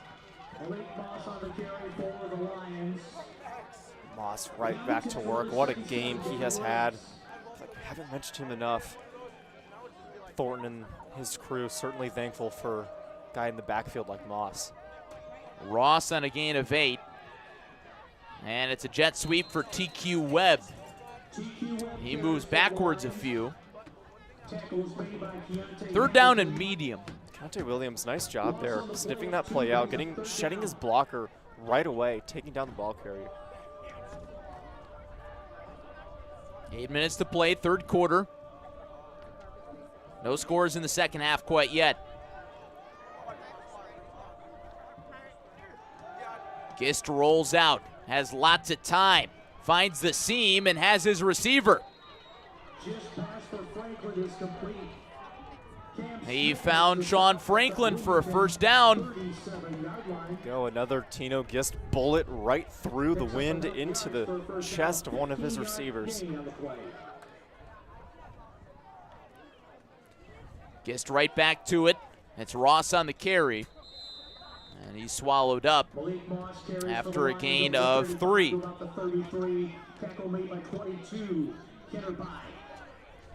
Kenner Bai is there. We haven't called his name very much tonight on defense, and he's kind of the anchor at linebacker. Certainly, he's their leading tackler. Hard count, almost got the Raiders to jump. Ross remains the back. Franklin in motion. Gist rolls right.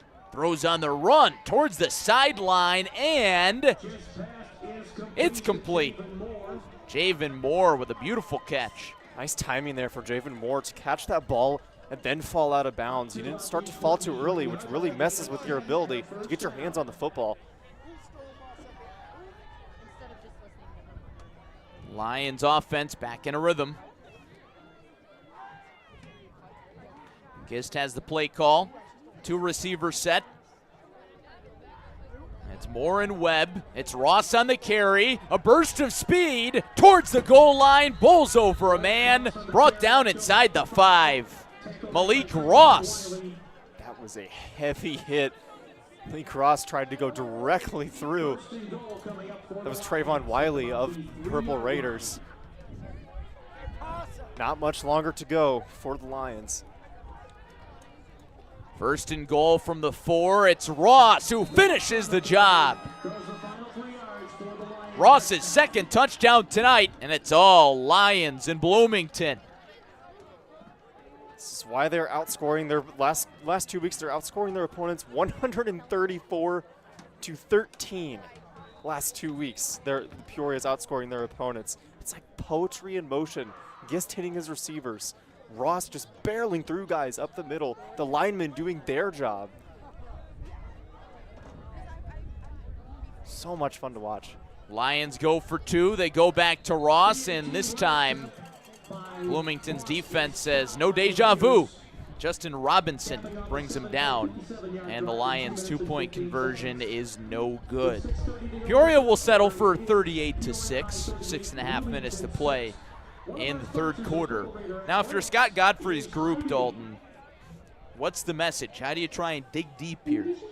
I think right now it's all about gaining momentum, and whether it's gaining momentum to get back into this game or gaining momentum to take you into next weekend, either way, you have to start getting some positives, stringing some plays together, and just getting positive thoughts into your players' heads, because right now the air is just sucked out of that entire purple sideline.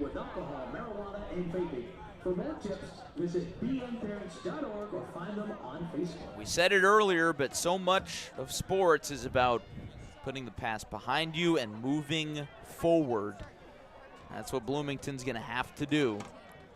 Looking ahead, looking for their first playoff berth since 2018.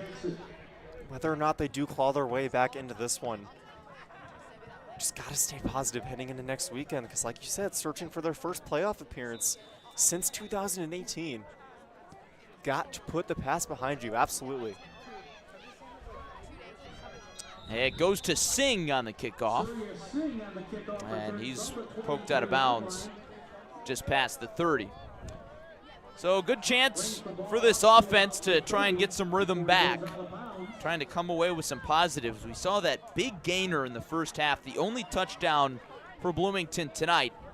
A 60-yard pass from A.J. Cadrin to Keontae Hamilton.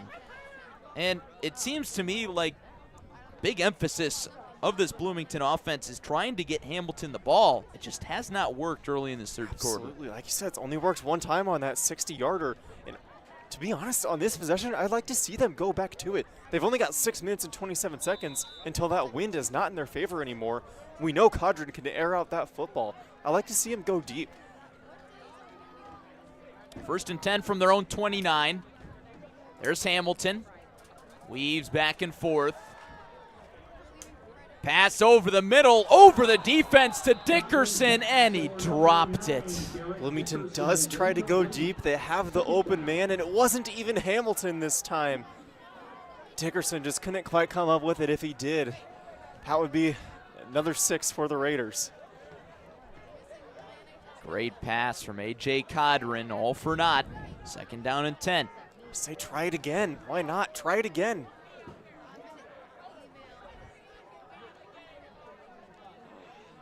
Cadrin reads the play call from the sideline.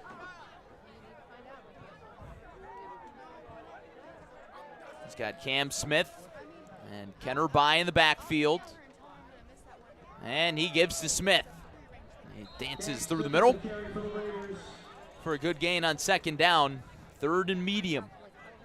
Stop made by 51. To Lynn Jordan. So what's the verdict? Pass or throw? Or pass or rush? Just Pass or just throw. getting ready to say, I think you have to pass here. I think the running, Cam Smith has had himself a nice ball game, but the way Peoria's defensive line is playing right now, there's a lot of pressure. I think a short pass here is the best move for the Purple Raiders. So we've got a whistle. Or option C, a hard count, moves him forward. Defensive line jumped. Encroachment. That makes it 3rd and 1. Now, if I'm a Purple Raider, I believe in the O-line and Cam Smith to get 1 yard. I absolutely do believe that. Certainly passing an option, but I would expect them to go to inside handoff to Smith here. It's By, who bounces ahead and moves the sticks. Great vision there by just about ran into one of his own blockers. Just cut away at the last second, picked up an extra about 5 yards. Good patient run there from By, got the handoff, took a minute to read it, and then saw the seam. Didn't just go bulldozing into the first guys that he could see. That's why they got the first down.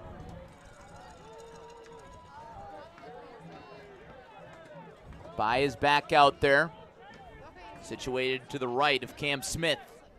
2-back set. They both block. Cadrin throws towards the sideline. It's caught, and it's complete. Garrick Dickerson brings it in. Nice job by Dickerson. I thought they might say his knee was on the ground when he hauled in that football. Great route, great job getting away from his receiver there, holding on to that freezing cold football. Great throw by Cadron as well. Haven't seen Cadron flushed out of the pocket much. Yeah, I'm not really too familiar with Cadron's game, if that's maybe more of the plan is for him to stay in the pocket, or if he can make it happen with his legs. We know he is a tremendous athlete. We just don't really know if that's in the playbook for the Purple Raiders. Here's Hamilton on the sweep. And he's brought down by Patrick Jordan. Not much there from Hamilton. Big Patrick Jordan saw that one coming. One guy coming at him to block him, and he said, "Get away from me, I'm making this play." It's exactly what he did. Loss of a yard on the play, second down. It's a loss of 1.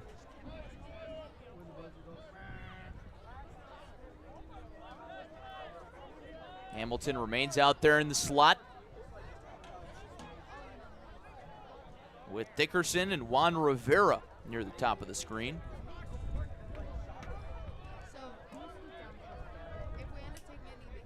Cadron in the split back formation. Hamilton on the wheel route. Instead, it goes long. It's Dickerson who hauls it in this time. Down inside the 10. Great job by Dickerson there. We know he's had a couple tough drops. That's twice in a row now. He's made 2 really difficult catches. It's not how you start, it's how you finish. Props to Dickerson. And of course, a fantastic throw from Cadron, hitting him in stride. Cadron dropped back, didn't look anywhere else other than Dickerson. He knew he was going to have his man beat. Put it right in the breadbasket. The first read was there, and now it's 1st and goal from the 4. Cam Smith, Kenner by. It's by with the carry, and he's tumbled down inside the 1. Gary Rutherford brings him down. Ball spotted on the 1. Like the idea of going to Kenner by.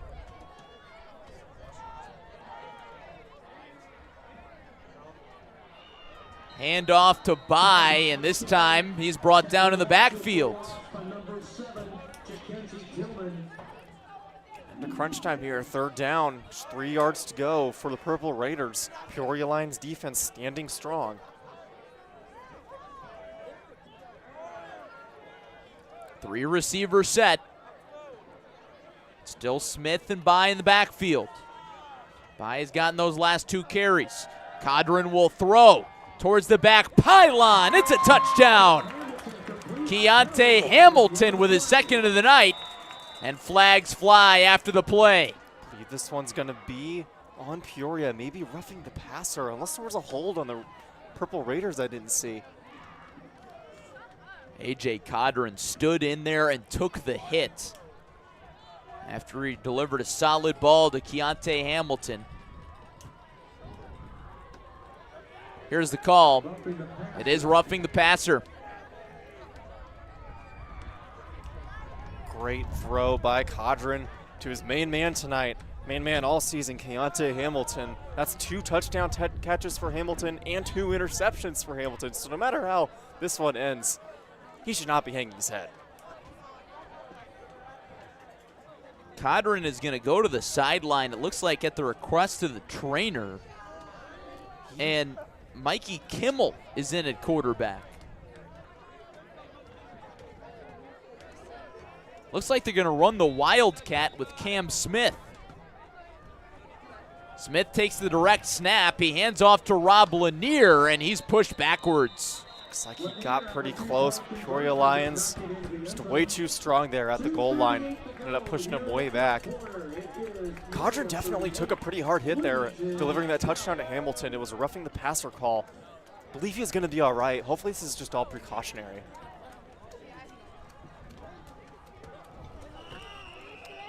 We'll have some time to shake it off unless Bloomington goes for and recovers the onside kick.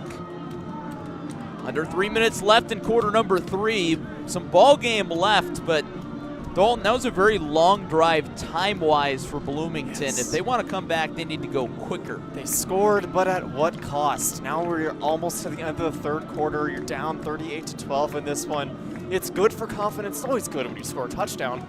But I don't know. I think that one ended up hurting them pretty badly. They're going to have to recover an onside kick or force a turnover very quickly if they want any chance to even make this one close. The Raiders scoring drive, 9 plays, 71 yards in 3 minutes and 52 seconds. 3 minutes and 52 seconds, as you might have been able to hear over the PA.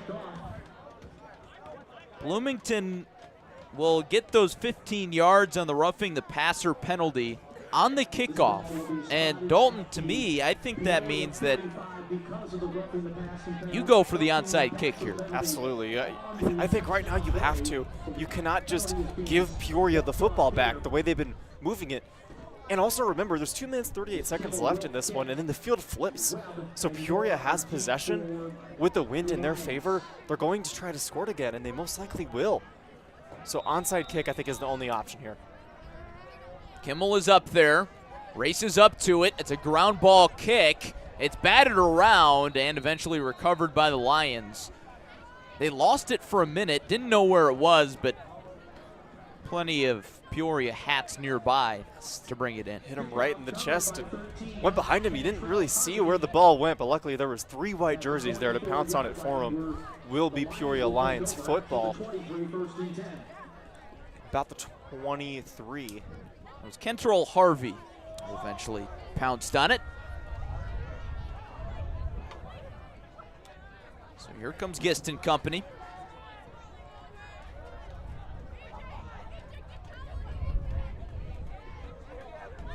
Four receivers set. Franklin, Moore, Webb, and Rayford. Franklin, the man in motion. Here's Ross. Second burst of speed. Down to the 30. Right back to the ground, and I think that's probably the best way to go about things throughout the rest of this game. Peoria's proved throughout the course of this game that they can get first downs just on the ground. And when you have somebody like Malik Ross in the backfield and you're trying to chew the clock, get this game over with, I think that's the best way to do it. Gist keeps it, slings it out wide to Moore, and he's tripped up after he moves the chains. There is a flag.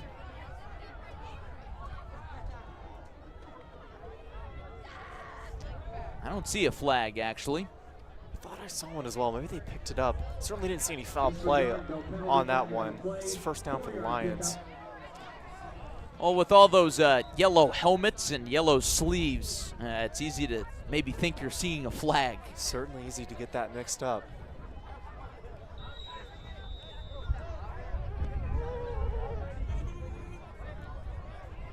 Gist, another pitch and catch for Moore.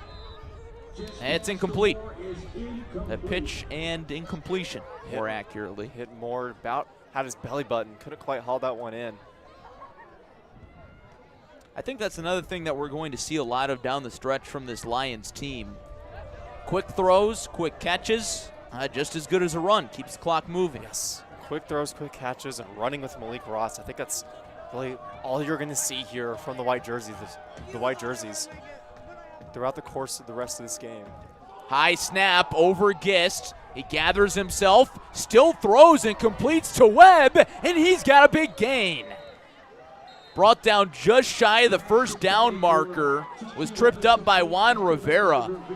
Incredible composure by Tino Gist. Well, if you had botched snap turns into first down on your bingo card tonight, there you go. Wow.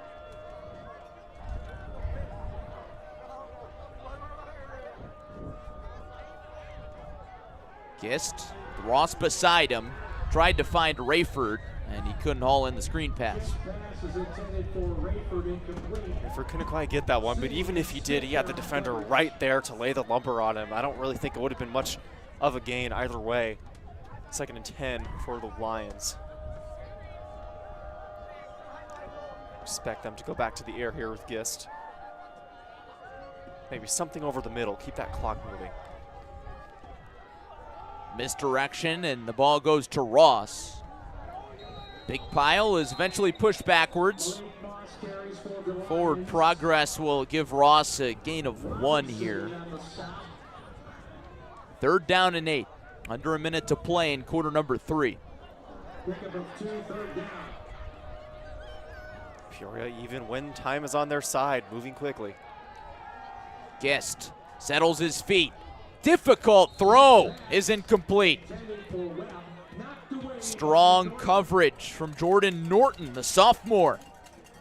Was all over TQ Webb. Tino Gist, the timing was there. He threaded the needle perfectly. Norton just at the last second able to separate, or able to get in the way of that ball with his body. Deflected down to the turf. So the Lions will go for it here on 4th and 8. Who saw that coming? Trying to put away the ball game.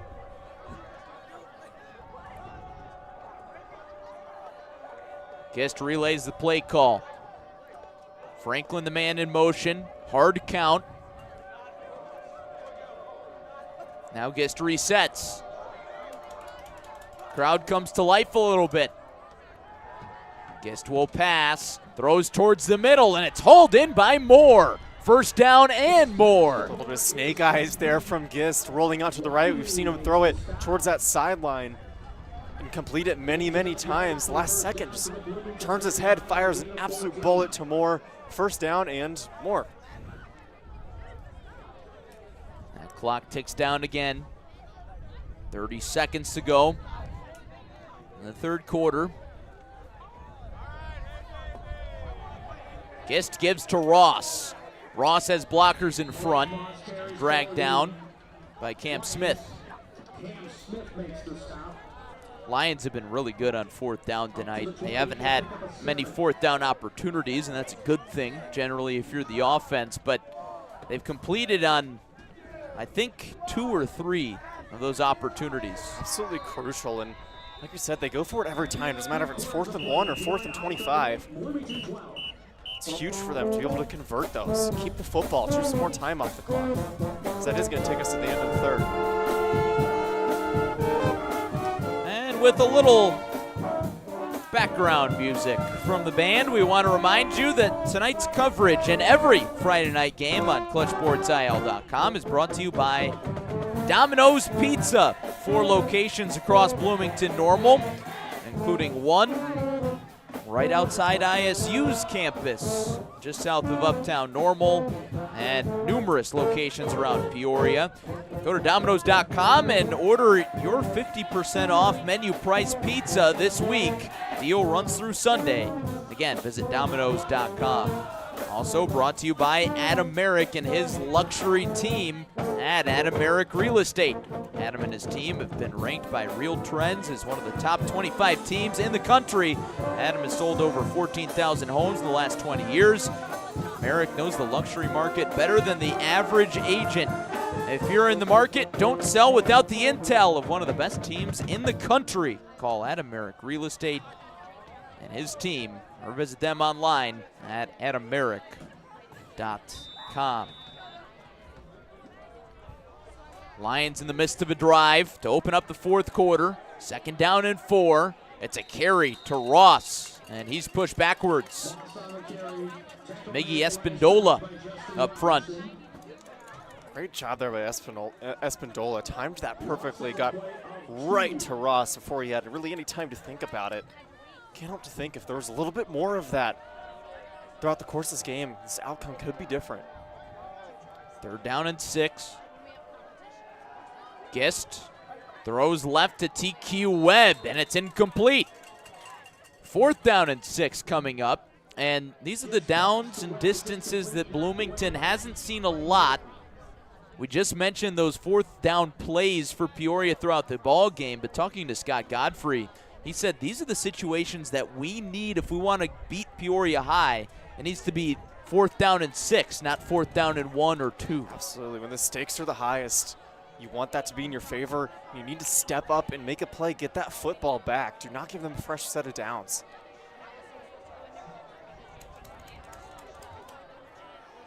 Gist backpedals. It's a screen out to Ross. He's got the 1st down and more. Brought down inside the 20. Sure enough, another converted 4th down for the Lions. And when a beautifully set up screen to Ross, plenty of room. Golden opportunity to add 6 more to the scoreboard here for the Lions. Red zone opportunity for Peoria. Trying to tack on a cherry on top, or an exclamation point. Gist flips to Ross, tries to find the corner and can't find it. Good play by Stephen Carr, bouncing to the outside from the defensive line for the tackle. We've seen Malik Ross make some guys miss today, but Carr stayed standing tall, really hit him hard, made sure he wasn't going anywhere. Nice job by him. Gist on a reverse. Here's Moore, who cuts up fields, chops down, and a flag flies after Moore is brought down just shy of the sticks.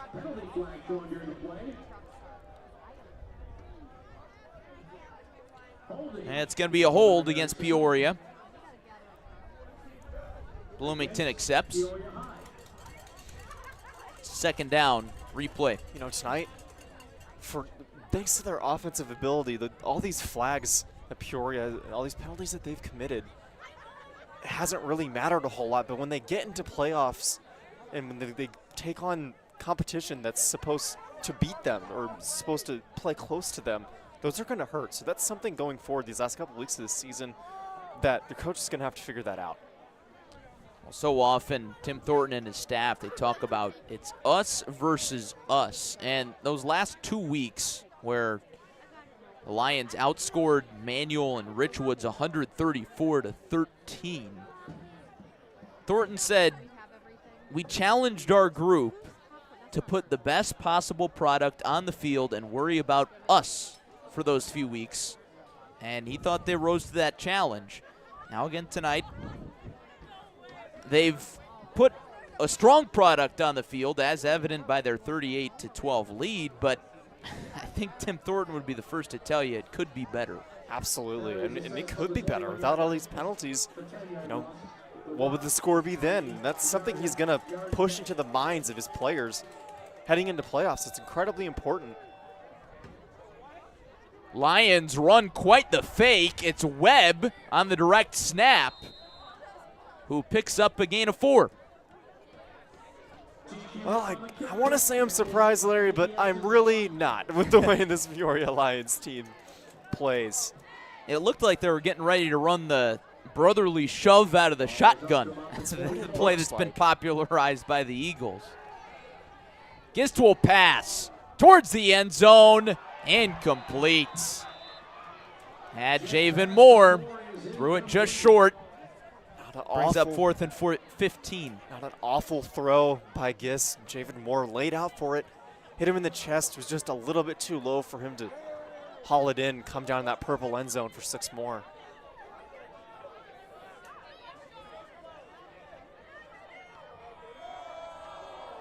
Another 4th down opportunity for the Lions. They've been so efficient on 4th down, but they have not had one like this behind the chains. When we say they go for it every time, we are not kidding. It is 4th and 15. They are going for it. Gist on the pass, pressure comes, hit as he throws, it's a jump ball, and it's a Spencer Russell touchdown. He joins the party, and the Lions put up 40. Haven't really called Spencer Russell's name too much, but that's just a testament to how good that this Peoria Lions team has been tonight, specifically that receiving core. I mean, Gist has been hitting everybody with perfect accuracy, whether it's Russell, Javen Moore, Sean Franklin we've seen a couple times, Jalen Rayford we've seen a couple times. It's been incredible. Gist slings it to the left side for the 2-point conversion to Sean Franklin. That was an impressive throw. Sean Franklin looked like he was going to head to the back of the end zone, just stopped and did a little curl route next to the front left pylon. Gist another bullet right into his chest. 44-12. Lions. Peoria 44, Bloomington 12.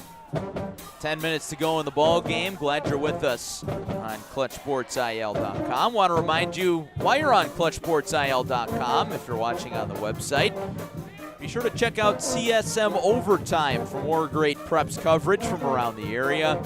Written coverage, also stats, nightly roundups from around the area. Not just football coverage, we've got a lot more than football coverage. Volleyball, cross country, golf. It's state weekend in golf here in Bloomington Normal. All that coverage and more on ClutchSportsIL.com/overtime.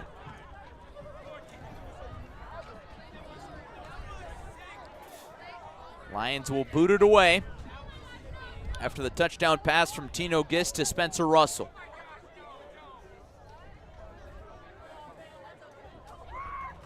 Peoria to kick off for the Lions. Jackson deep for Bloomington. AJ Kadri mentioned at the beginning of the broadcast, he split time as QB1 last year as a sophomore. This year, he's a junior and really proved himself as the future quarterback of this Purple Raiders team. Big return on the onside kick attempt as Carter Jackson is upended past the 40. Strong start to the drive for Bloomington. They'll start at their 40-yard line. Certainly can show your coach a lot here if you're Kadrin. You know, your team is down 46-12, but you got to show them you're not willing to give up, even with the wind in your face. Got to lead your team and try to take something positive into next weekend. This is a Bloomington team that is looking for its first playoff berth since 2018, and I asked Scott Godfrey, and I said, hey, you know, what would that mean for the program? What would that mean for the guys in the locker room? He said, I think that would mean a lot, considering that program kind of had a downturn. They finished 3-6 last year. They've struggled after COVID. He said that team last year finished 3-6, and they decided it was time for change. They put in the work in the offseason, hit the weight room hard, took care of what they needed to take care of, and the results have shown they're close, right on the doorstep. But so often since 2018, it's been heartbreak for Bloomington. They finished 4-5 twice. That's losses in week 9 that have left them out of the postseason twice. They're trying not to let that happen again this year. That really hurts, and I do believe this Bloomington team is different, and they are going to find themselves in the postseason. I'm an absolute believer. False start there before second down. This is a new, revitalized Purple Raiders team.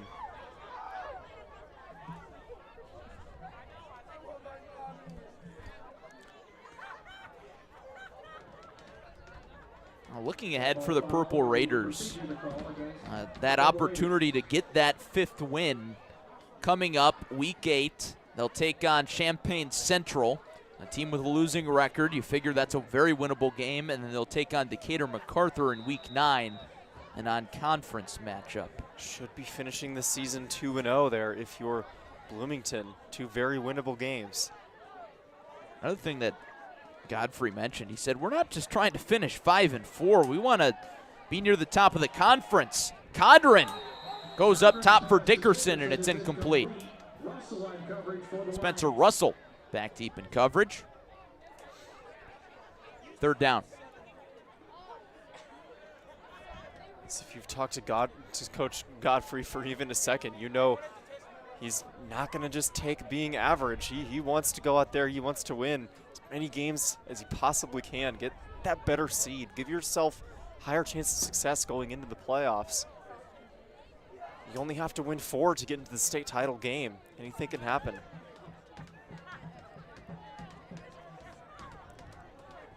Of course, the more wins you can stack up in the regular season, the better your seeding will be. How about the timing there? No chance for A.J. Cadron on 3rd down. The sack from Cam Peterson flies through the line. It's 4th and very long. Peterson set himself up and got a huge jump on that play. Don't even think he was touched by a single purple jersey. And he nails Cadron in the backfield. Looks like it's going to be another punt from Bloomington.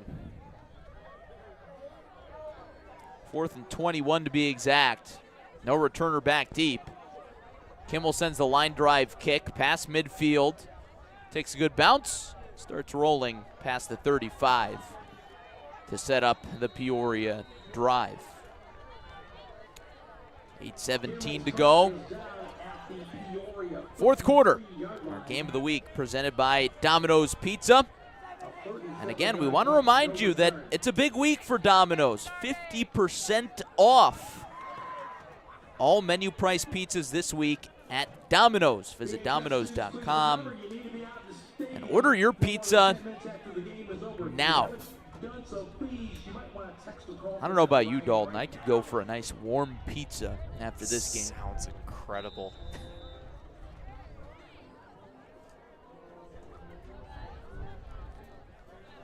Tino Gist in the offense.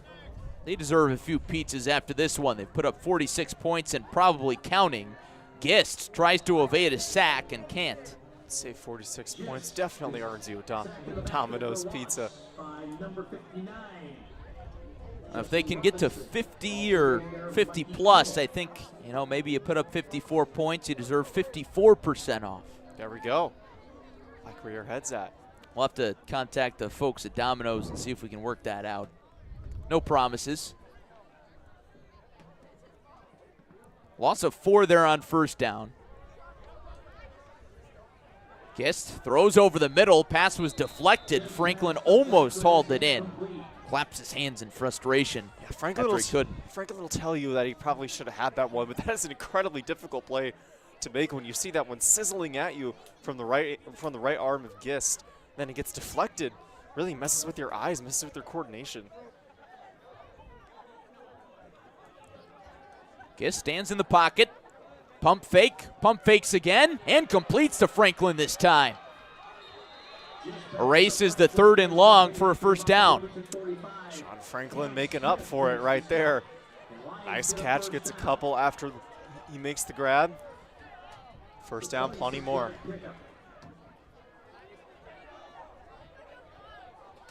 Lions marching once again into Bloomington territory. Here's Ross. His first carry of the drive is stifled. Loss of about a half yard. It's spotted actually a gain of 1, forward progress.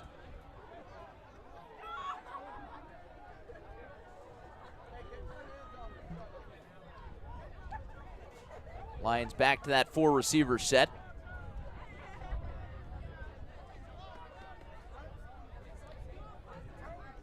Gist, quick throw out wide, completes to Rayford, who had a touchdown back in the 1st quarter. No touchdown here, only a short gain. 3rd down.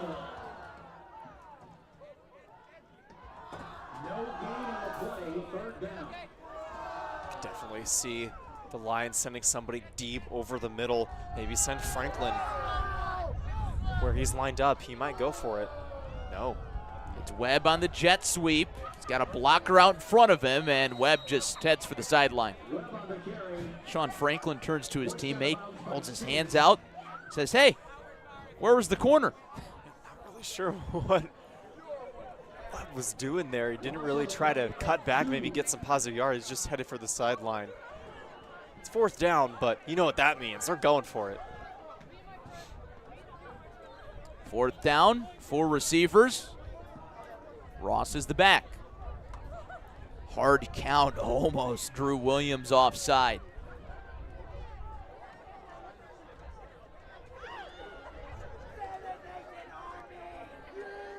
Gist rolls out, sidearm throw, hits Rayford. A strike for a 4th down conversion. Great job by Rayford, get away from the defense into open green. Gist right on the money to his receiver again. Ball inside the red zone now. Lions want that 54% off. Gist outright, quick pass, quick catch, quick touchdown. Javen Moore in for the score. Another one for the Lions. That short pass, that little curl route, Moore ran it perfectly. Timing was great. It's another one for the Lions. Peoria will go for 2 to try and make it 8 on the drive.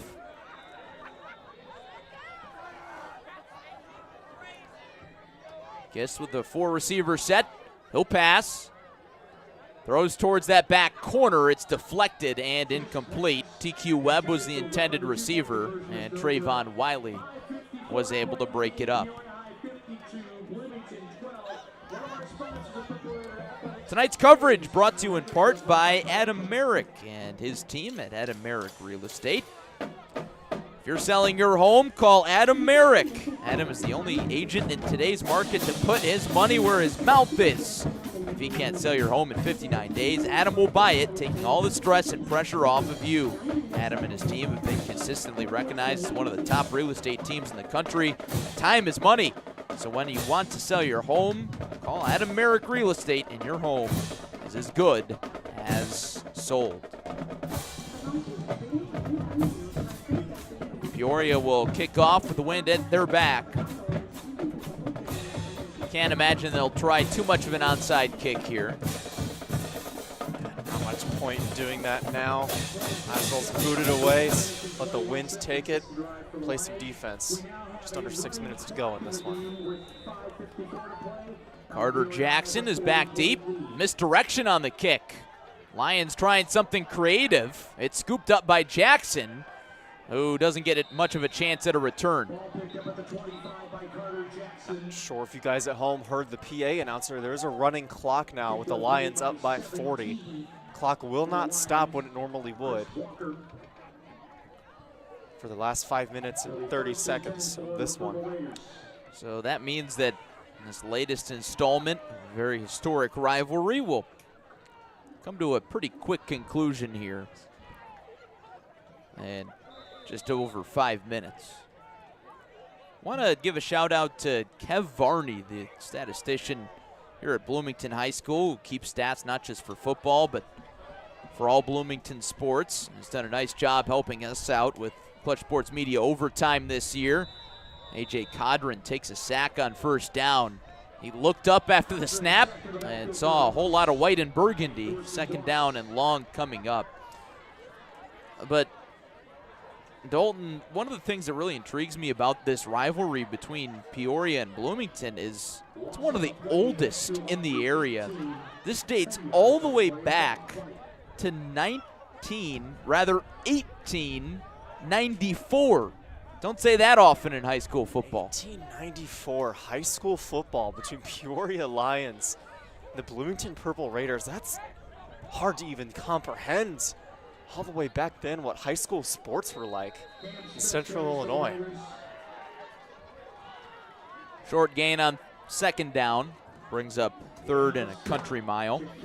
Looking back at the series history compiled by Kev Varney, some of those early scores Probably pretty interesting if I had to take a guess. Those were some barn burners. So the first game between the two went the way of Peoria, 10-0. Yeah, pretty pedestrian there. How about the second game that year? Bloomington 4, Peoria 2. Safeties reigning supreme. It's a baseball score. Interesting. Flag flies. Legal procedure there. That would have to be one safety for one team and 2 for the other. Would be that score would have to go. Then after that, the teams took a few years off from playing each other.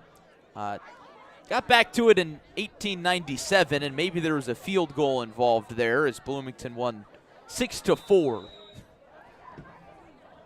Nobody scored more than 11 until the turn of the century in 1900. That is unbelievably strange. Codron throws over the top, and it's complete to Keontae Hamilton. Still going, won't go down. Brought down just shy of the 30. What a throw from Codron. What a catch from Hamilton. Hamilton had Kentrell Harvey, the senior, on his back there for it seemed like a little bit over 10 yards after making that grab. Wouldn't see that play in 1894. You definitely would not.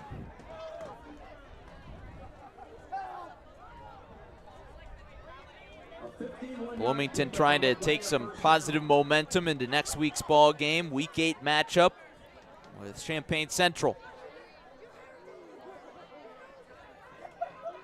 On the 30. Cadron gives to Cam Smith, who puts his head down, picks up 5. So it was also noted in that series history, that's the longest standing high school rivalry for Bloomington. Now that might be a head scratcher. What do you mean? When Bloomington only played high school teams, they've played Illinois Wesleyan and Illinois State way back in the day. That Illinois State rivalry dates back to 1892. So that's Bloomington's longest standing opponent. The college, just about 10 minutes away. Fumble on the handoff, and it's recovered. Football looms large. City of Bloomington. Can you imagine that game in 2023? Oh, ISU goodness. versus Bloomington High School? It's probably illegal. There has to be some rule out there that prevents that, I would think.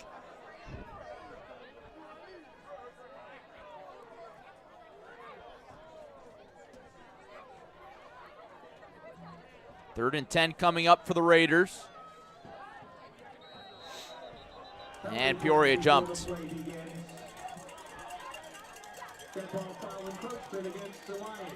Encroachment there, as that was Devon Williams. Williams, as soon as he did it, just jumps back, puts his hands on the back of his helmet like, why did I just do that? We're up 40. There's 45 seconds left. What was the point?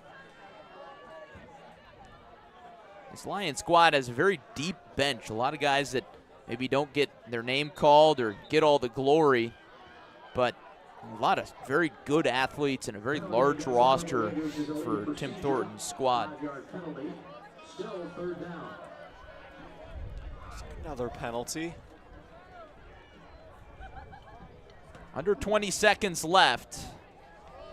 Bloomington's going to try and run one more play.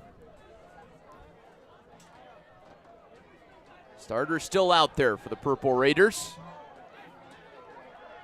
Cadron back to pass, throws, looking for Hamilton, and it's incomplete, and that's your ball game. The Peoria Lions head down I-74 and take home a big win, 52-12, and Peoria is headed back to the postseason for a 4th consecutive season.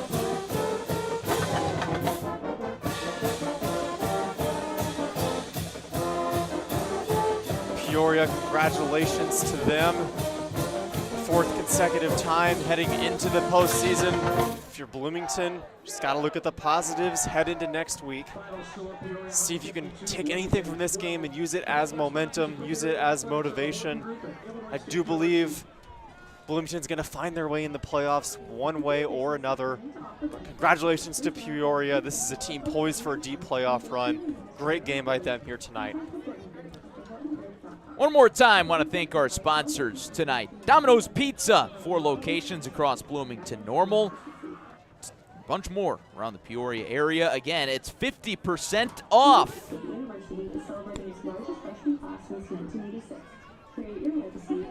Domino's with a very colorful background for you. 50% off all menu price pizzas online at Domino's.com. Also brought to you by Adam Merrick Real Estate and his team. Adam will put his money where his mouth is. If he doesn't sell your home in 59 days, he'll buy it, taking all the pressure off you. Time is money, so when you want to sell your home, call Adam Merrick Real Estate. Your home is as good as sold. Well, Dalton with the win. Peoria improves to 5-2. They get to that 5-win mark. They're now playoff eligible. While Bloomington falls to 4-3, they still need one more win for that playoff berth. It would be their first since 2018. Bloomington has Champaign Central next week, while Peoria will take on Normal West, the reigning conference champ. Yeah, certainly going forward, Bloomington definitely has an easier end to their schedule than Peoria does, which is good for them when they're trying to get into the playoffs for the first time since 2018. Bloomington facing Champaign Central, a team that has struggled a lot this year. Definitely a game they should win. And finishing out their season with Decatur MacArthur, a team that's also had their struggles this year. So I definitely believe in this Bloomington Purple Raiders team. Despite the score, I saw a lot of positives. I saw a lot of things to build on. And I really hope Coach Godfrey feels the same way, because I know this team can be good. I know they can make the playoffs and make some noise. 100%. That'll do it for our coverage tonight from Fred Carlton Field. I want to thank our entire team tonight. For Rodrigo Perez, for Jaden Walker, for my partner Dalton Carmine. This is Larry Larson saying thank you so much for sticking with us on your Friday night. One more time, the final score. It's the Peoria High Lions 52 and the Bloomington Purple Raiders 12. Enjoy your weekend.